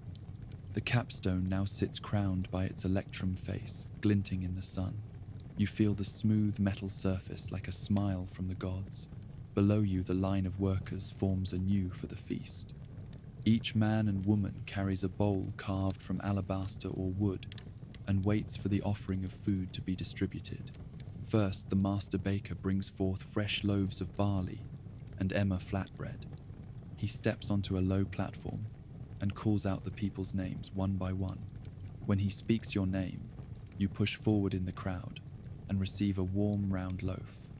You cradle it in your arms like a child and feel its weight both comforting and proud. Then you turn to stand at a long table where heavy pots hold thick stew of lentils, onions, and diced vegetables, seasoned with cumin and coriander. You dip your bread into the stew and taste the day's labor in every bite. After the stew, the priests pass aloft, bronze bowls filled with brewed beer. They ladle the foaming liquid into cups of repurposed pottery and hand them down the line.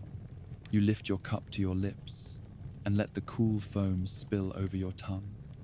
The bitter sweetness warms your chest, and you share a nod of camaraderie with the workers beside you. All around you, laughter and song rise up like incense. When the food is gone, the high priest invites everyone to come before the capstone once more. You walk in the long procession that spirals around the pyramid's base. Torches flicker in your hands, though the sun still glows high in the sky.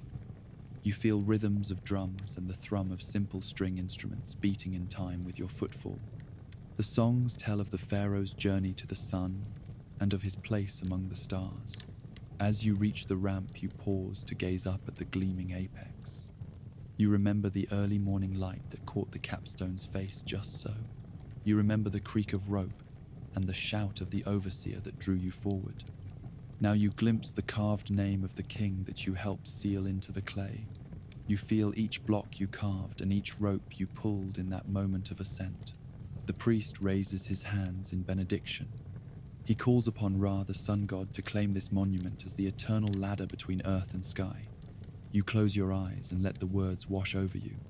You sense warmth and brightness fill your spirit. The priest pours a final libation of oil onto the base course. The oil drips into the sand beneath and carries with it prayers for prosperity and peace. With the ceremony complete, you return to your tool shed where your pick and mallet await. You find them dusted with mortar and sweat, dried in the copper. You grasp them and feel the familiar grip of wood and leather molded to your hands. You lay them down carefully so novices may take up the same tasks tomorrow morning. Though the capstone sits in place, the work of caring for the sacred structure continues day after day until the pharaoh's name is as enduring as the stone itself.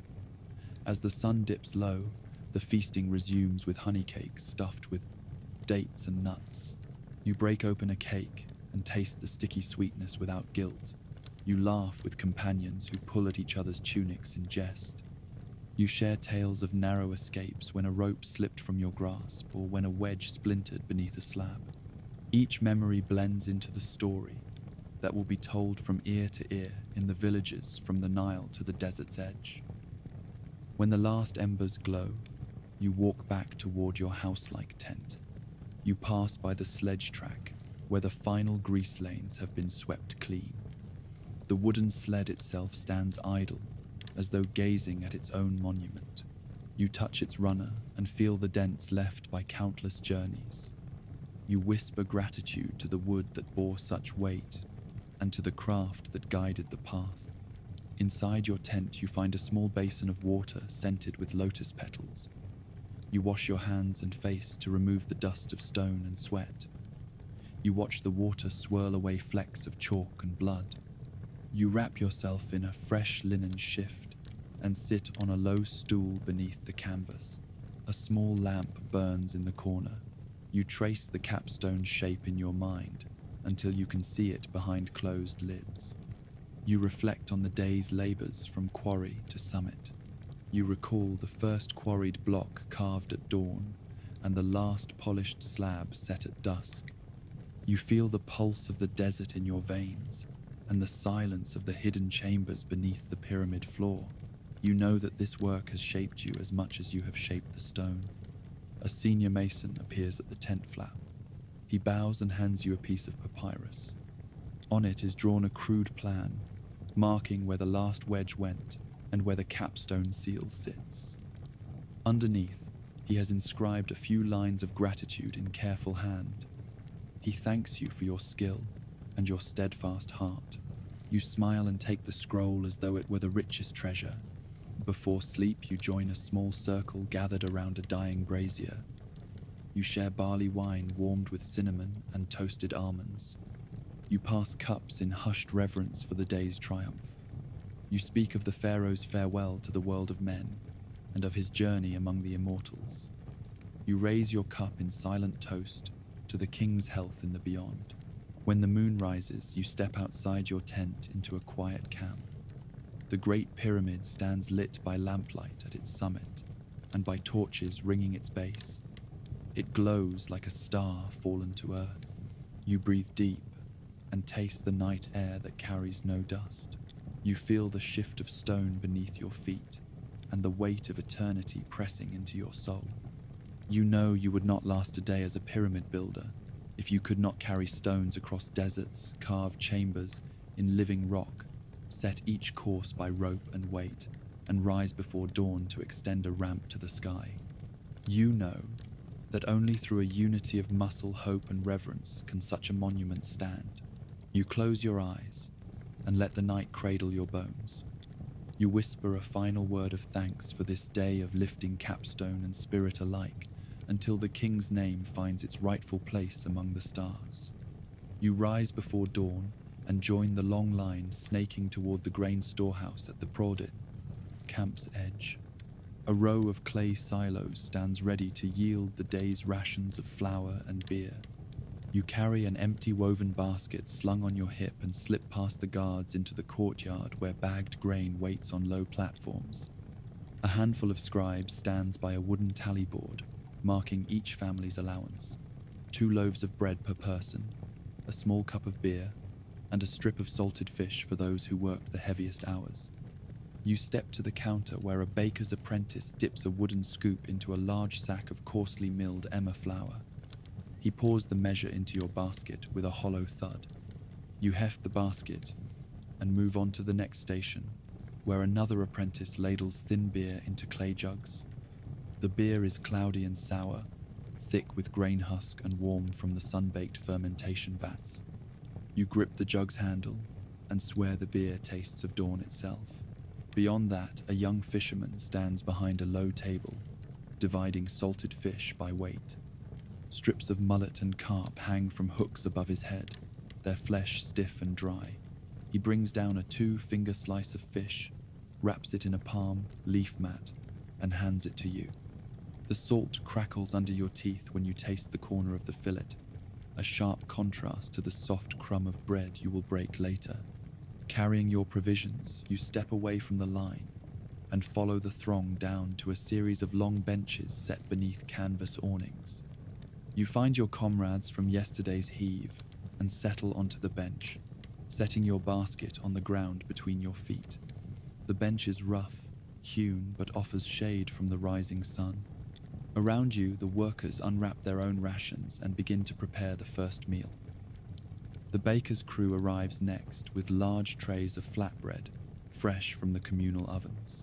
The ovens are simple mud brick chambers shaped like beehives, each with a small door for loading and stoking with date palm wood. The loaves slide from the hot walls with a hiss and puff of steam, The bakers set them on woven mats to cool for a moment, then carry the trays into the courtyard.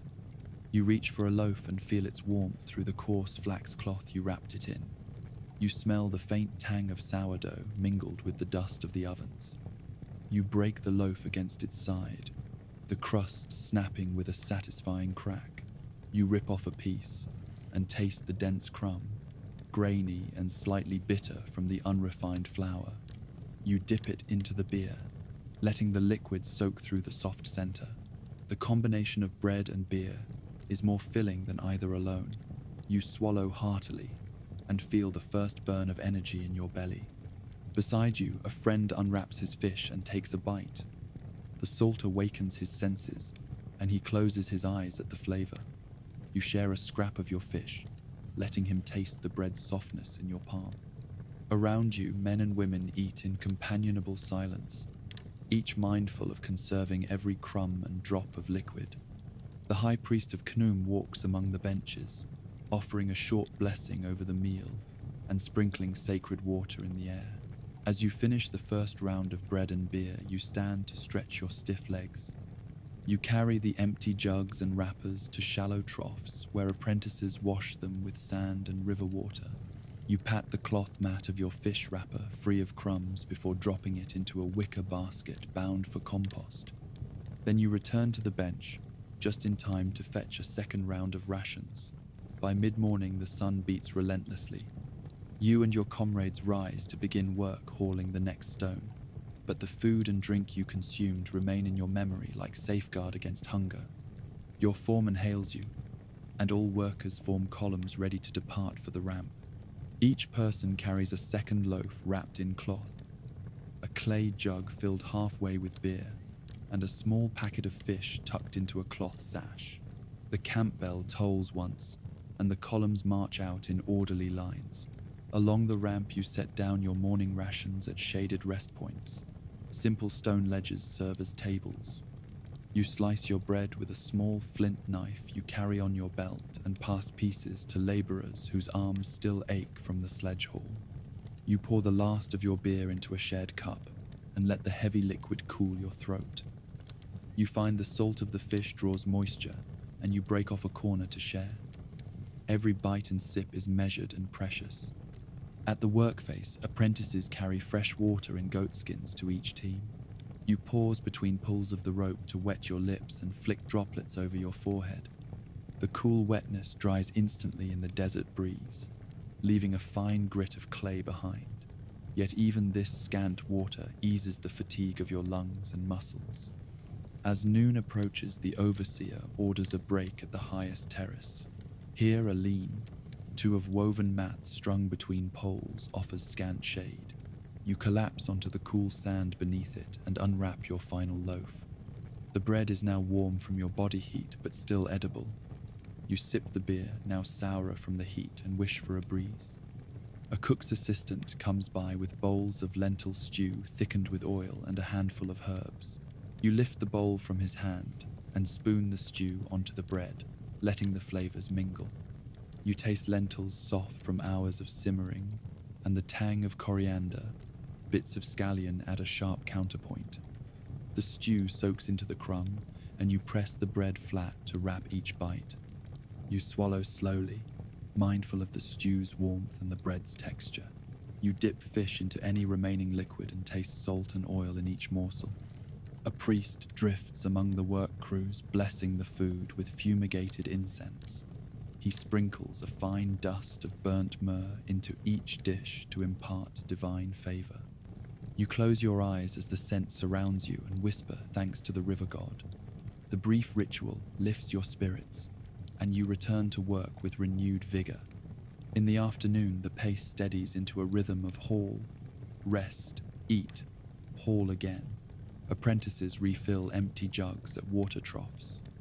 Women bring fresh fish preserved in large salt pits and wind them in palm leaf mats. You unwrap a piece and share with the man who pulls beside you. He tastes the salt on his lips and nods in gratitude.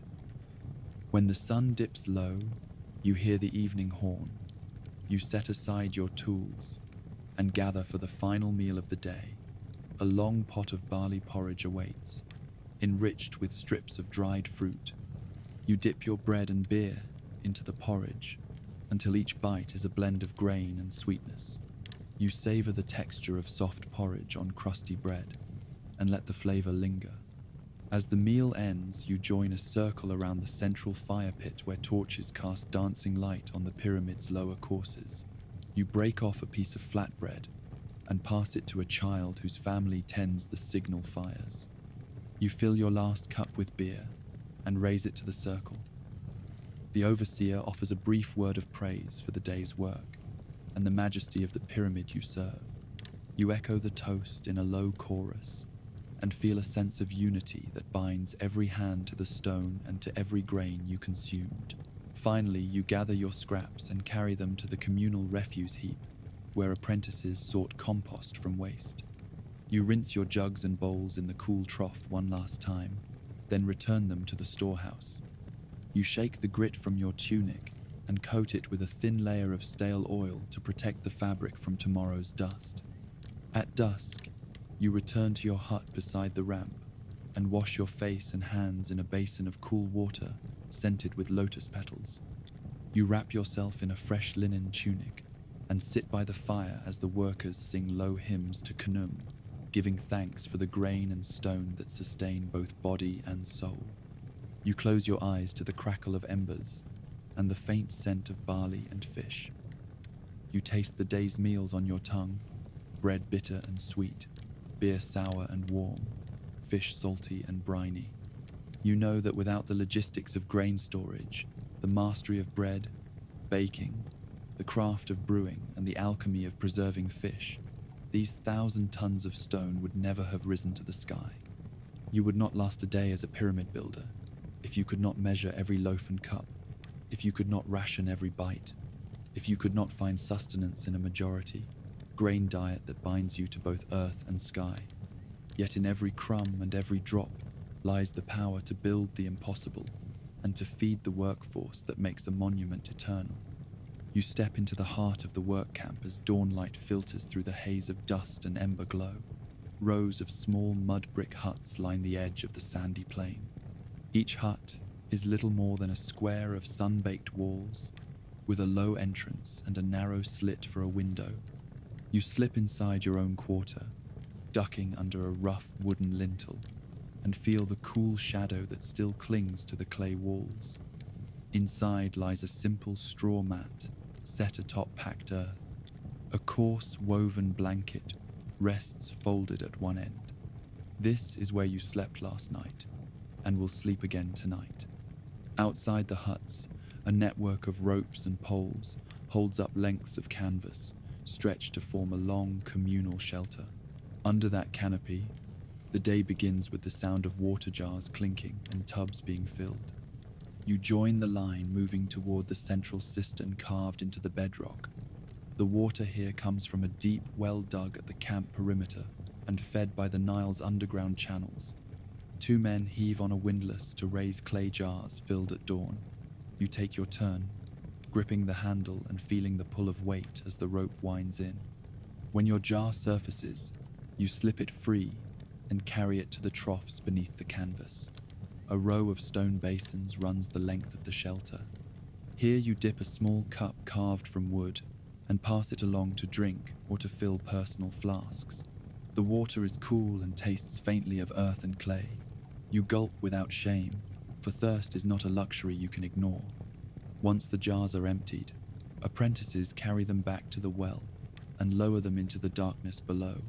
Others move along the troughs to pick up any filled flasks and seal them with cloth soaked in resin. These portable water skins will travel with the haulers to the ramp and the quarries. Now begins the daily routine under canvas. The first task is to arrange fire pits for the cooks. Bowls of fuel carved from palm husks sit at the ready. You help wipe soot from a cast iron cauldron that will hold the first stew of the day.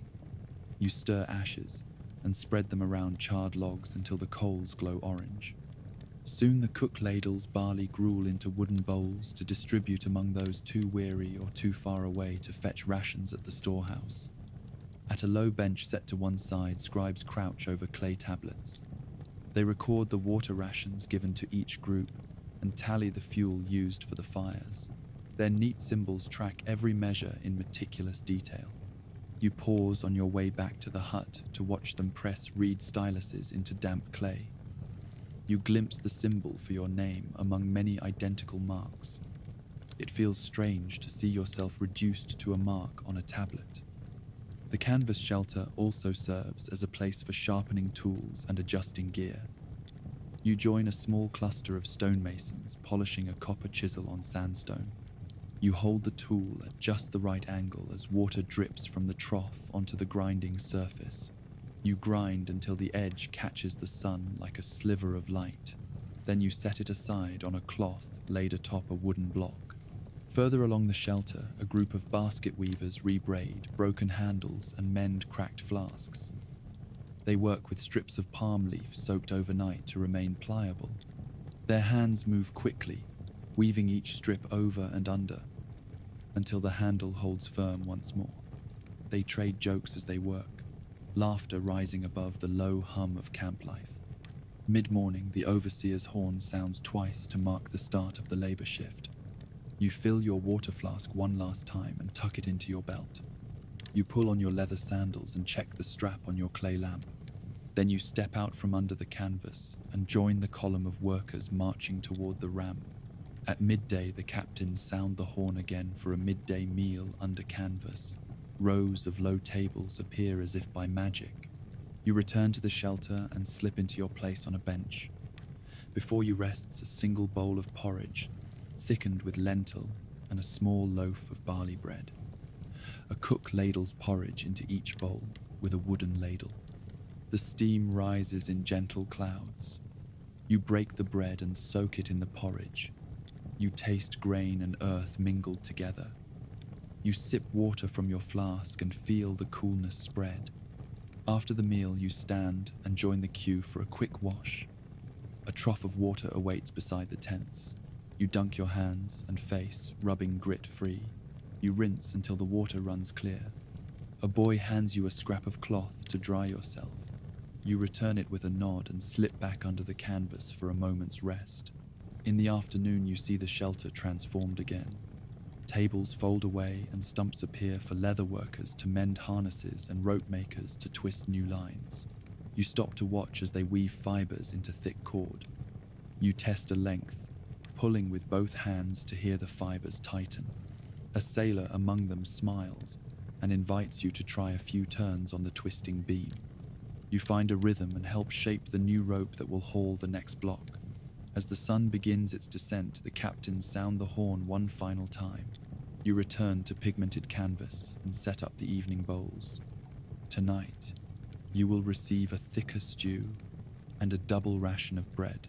You watch the apprentices set coals under a second cauldron. The smoke drifts lazily toward the pyramid face. During the meal, you share stories with neighbors about home and family. You ask where they came from and what village they tend when work here finishes. You laugh at shared memories of rainy seasons and festival dances. Though you toil far from those fields, you remember the green mud and the song of frogs along the banks of the Nile. You taste the stew's warmth and the sweet crunch of pickled onions served on the side. After the meal, the canvas shelter becomes a place of ceremony. Priests appear with small drums and string instruments. They play a simple hymn to Khnum and Harpy, thanking them for water and stone and the labor of men. You stand with your colleagues in a loose circle and move your arms in time with the music. The rhythm soothes the ache in your back and fills you with purpose. As darkness falls, torches line the shelter's perimeter. You gather your tools and return them to the tool shed. You pause to collect flasks and bowls to wash in the morning. You fold the cloth that wrapped your final loaf and set it beside the madras beneath your hut. Finally, you slip back into your mud brick hut.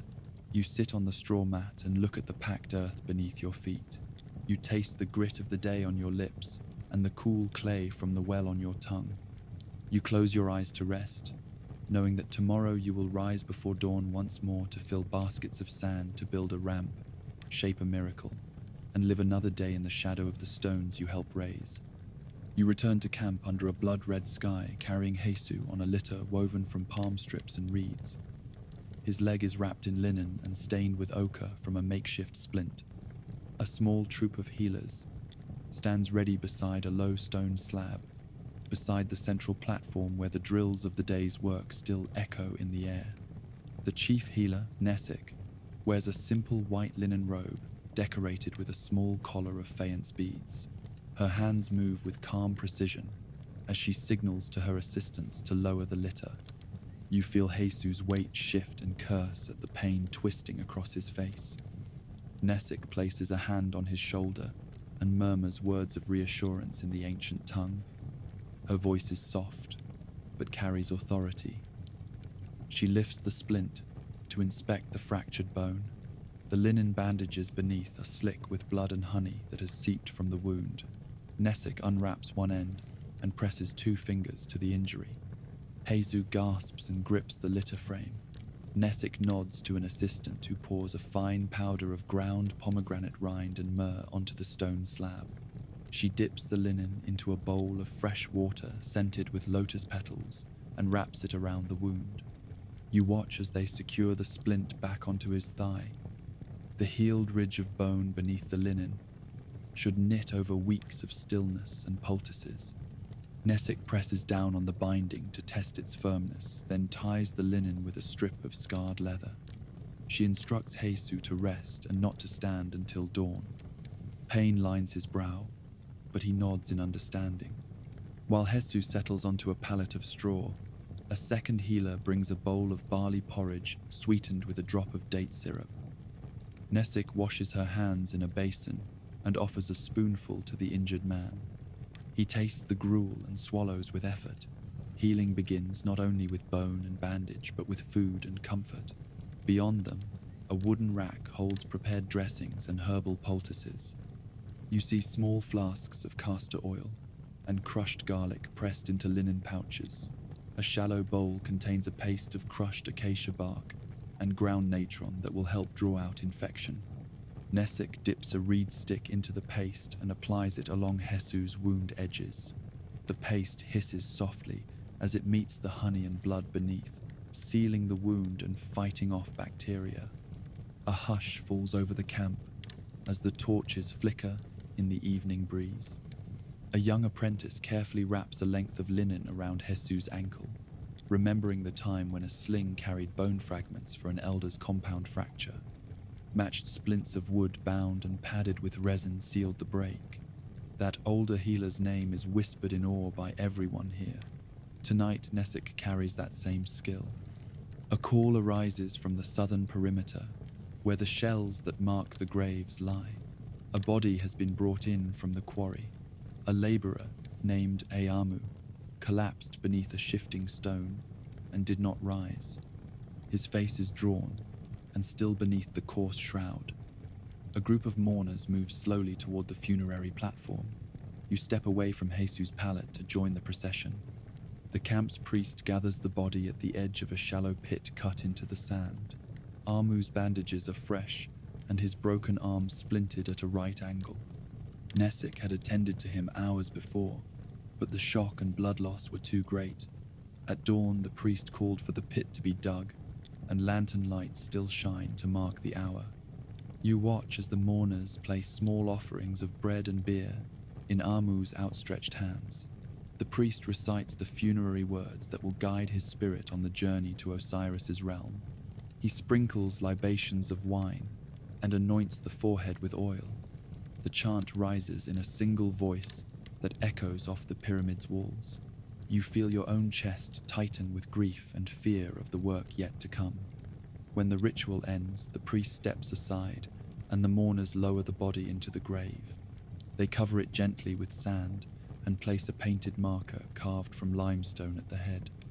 This small stone bears Amu's name and the date by the reign of the pharaoh. You help press the earth down until the grave is level with the desert floor.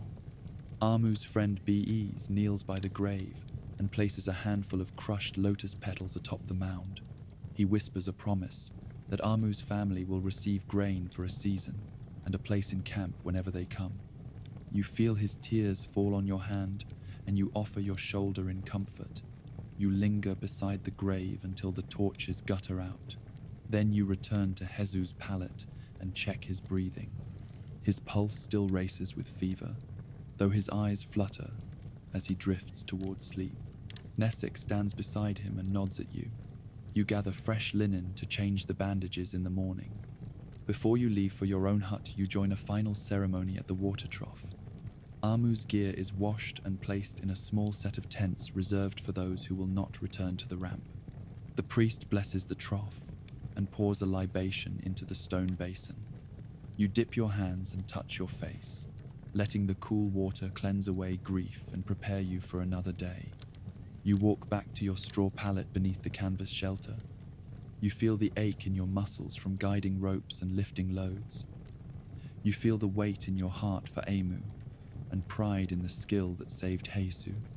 You taste the scent of resin and honey still clinging to your tunic. At your own edge of camp, you kneel by a small cart filled with soft earth. You carve a shallow niche in the sand and place a handful of crushed lotus petals. You whisper Amu's name and pray for his safe passage. You pour a cup of beer onto the ground and let it soak into the earth. You know you will return in the morning before sunup to pour more and to carve more bones. Finally, you lie on your mat and close your eyes to the night sounds of the tent. You hear far off the rush of the water windlass, the faint chant of a healer reciting protective spells, and the distant hymn of a priest calling on the god of the underworld. You taste dust and grief and hope all mingled in your breath. You know that tomorrow you will tend more broken bodies and offer more prayers for the dead. You know that every heel may fail and every fracture may linger. Yet you also know that your hands and your heart are the thin line between life and death in this desert camp. You would not survive a single day as a pyramid builder if you could not bind broken bones, clean wounds with honey and herbs, and honor the dead with songs and offerings. And so you rest at last, beneath the shadow of the stone you helped shape, ready to rise again at dawn for both healing and mourning. You rise before dawn and hurry to the temple precinct where a circle of priests awaits beside the great statue of Khnum. The air is cool and still, and torches gutter in iron sconces along the mud brick walls.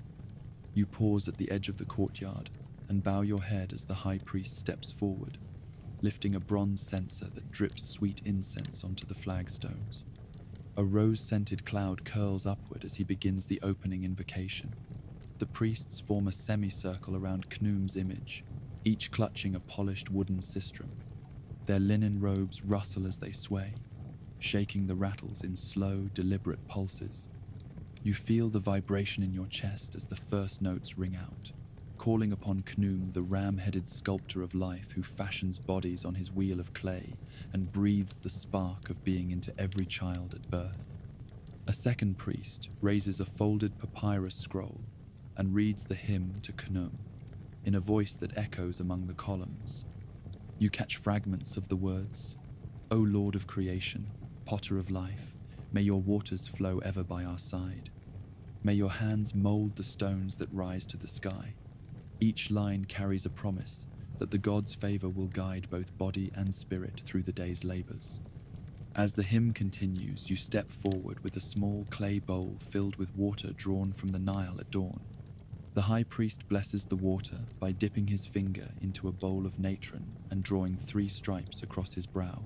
Then he raises the clay bowl above his head and pours a slow stream over the statue's outstretched hands.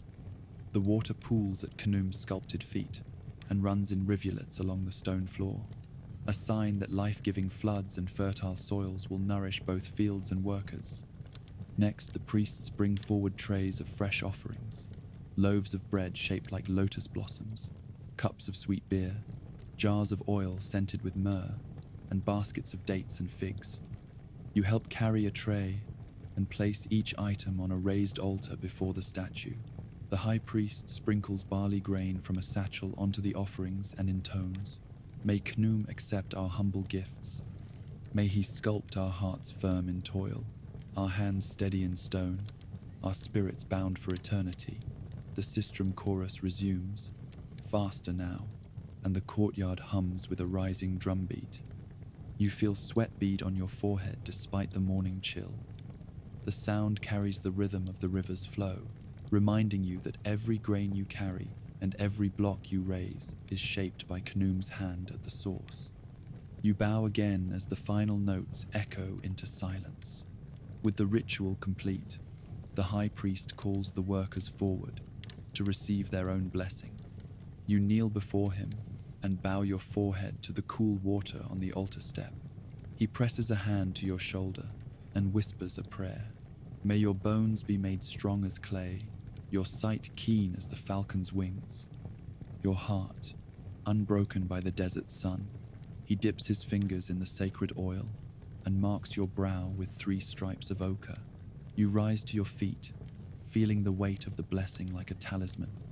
Beyond the inner courtyard, you find scribes recording the ceremony in quick lines of ink on papyrus. They note the day's offering quantities and the names of each guild present. These records will be placed in the temple archive so that the gods will remember every prayer, every loaf, and every cup offered in their honor. At the camp's edge, a second, smaller ceremony takes place at the shrine of Anubis. You follow a colleague carrying a small wooden box of natron and bandages. The shrine's keeper, his face shrouded in linen, recites the opening of the mouth ritual before replicas of the tools you use each day. Chisels, mallets, ropes. He touches each tool with a mixture of oil and resin, blessing them for safe use and for the safe passage of the laborers who will bear them. As the word spreads through the crew, workers gather at the shrine to receive amulets carved in the shape of the Ankh. You clutch a tiny looped cross, against your chest. It symbolizes life and the promise that even if your body falls under the weight of stone, your soul will endure in the field of reeds alongside the pharaoh. Throughout the day, smaller rituals punctuate the labor. At midday, the overseer's horn sounds, and a priest walks among the haulers carrying bowls of fresh water and barley porridge. He sprinkles a handful of grain onto each sledge as a miniature offering, whispering a quick prayer that the load will be light on your shoulders and the path smooth beneath your feet. When the day's work ends, you gather again at the main shrine for a closing hymn. Candles blaze around Khnum's statue, and the choir of priests intones the closing of the gate's chant. You clap wooden clappers in time with their voices, while the high priest seals the temple doors with a clay seal bearing Khnum's ram's head. The sound of the seal snapping shut resonates through the stone corridors like a promise kept. You step back into the cooling air and feel the day's cares slip from your shoulders. A minstrel plays a lyre by the gate, offering a final melody of praise. You tap your foot in time, feeling the ancient music stir your soul and remind you of the world beyond sweat and stone, of harvests to come, of flowing rivers, and of the afterlife promised to every builder who honors the gods. Carrying your clay amulet and the memory of each rite, you return to your hut. You undress and wrap yourself in clean linen. You kneel at a small shrine inside, a simple clay pot with a painted eye of Horus, and leave a bit of bread and a drop of beer as a personal offering before sleep. You slip onto your straw mat and close your eyes. In the hush, you still hear the distant chants of priests, the gentle sibilance of water on stone, and the echo of sistrums. You taste the honeyed incense on your tongue and feel the promise of Khnum's creative power shaping both stone and soul. In dreams, you walk beside the river's source, water rising to cradle the world in life. You feel your body made firm from clay on Khnum's wheel. You stand at the pyramid's summit and watch the sun melt the electrum capstone into molten light. You know that through each sacred ritual, each hymn, and each grain offered, you carry the faith that your work will endure as much in the afterlife as on the earth. You would not survive a single day as a pyramid builder if you could not find strength in these ceremonies, if you could not believe in the promise of afterlife, and if you could not carry the memory of every prayer beneath your breath as you shape the stones of eternity. You arrive before first light to the stony courtyard where the overseer stands with his tally board and lash in hand. The scribes have already carved yesterday's output into the wooden tablet, and the quota for today looms higher than ever. Each crew is assigned the number of blocks they must free from the cliff face before the sun reaches its peak. If they fail, even by a single block, they will face punishment. You swallow hard as the overseer rings a small bronze bell and calls out the quotas for each gang of laborers. Your muscles tighten at the thought of the day ahead. By mid-morning, the men at the quarry grow airless with effort. The rock resists their chisels, and the overseer's whistle cracks like thunder. He strides among the crews and seizes a block that sits half-cut. In a voice cold as stone, he demands the worker complete the cut before the next horn. When the man falters under the weight of sweat and fatigue, the overseer snaps the lash across his back. A sharp cry rises, and the man stumbles. The overseer waves his whip again and shouts that no one is immune. You feel your own back stiffen at the crack of leather on flesh. Some workers begin to murmur among themselves.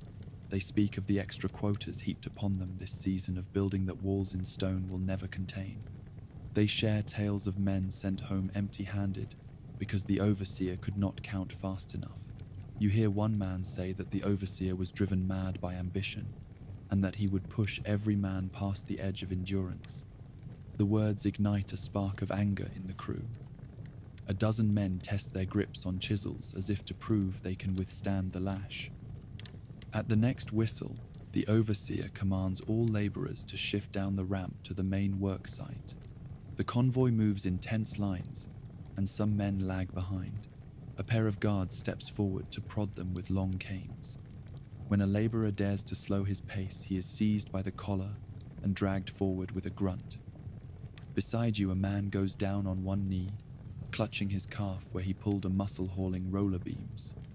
The guards drag him to the side and leave him in the sand to writhe until the medics arrive. That evening in the camp, the tension reaches a boiling point. A group of masons and quarrymen gather beneath a reed canopy and speak in low voices. They compare the day's haul with the quota and find they fell short by 3 blocks. They know the overseer's price for failure will be blood and bark. Someone suggests they refuse the extra orders, that they stand together in unity and demand better treatment. The idea spreads like wildfire. Nods pass from man to man. They agree to march at dawn to the overseer's tent and present a unified front, but the night brings hesitation and fear. In the thin moonlight, workers slip away to their huts and practice the morning's words. Some clutch small flasks of beer in hope of courage.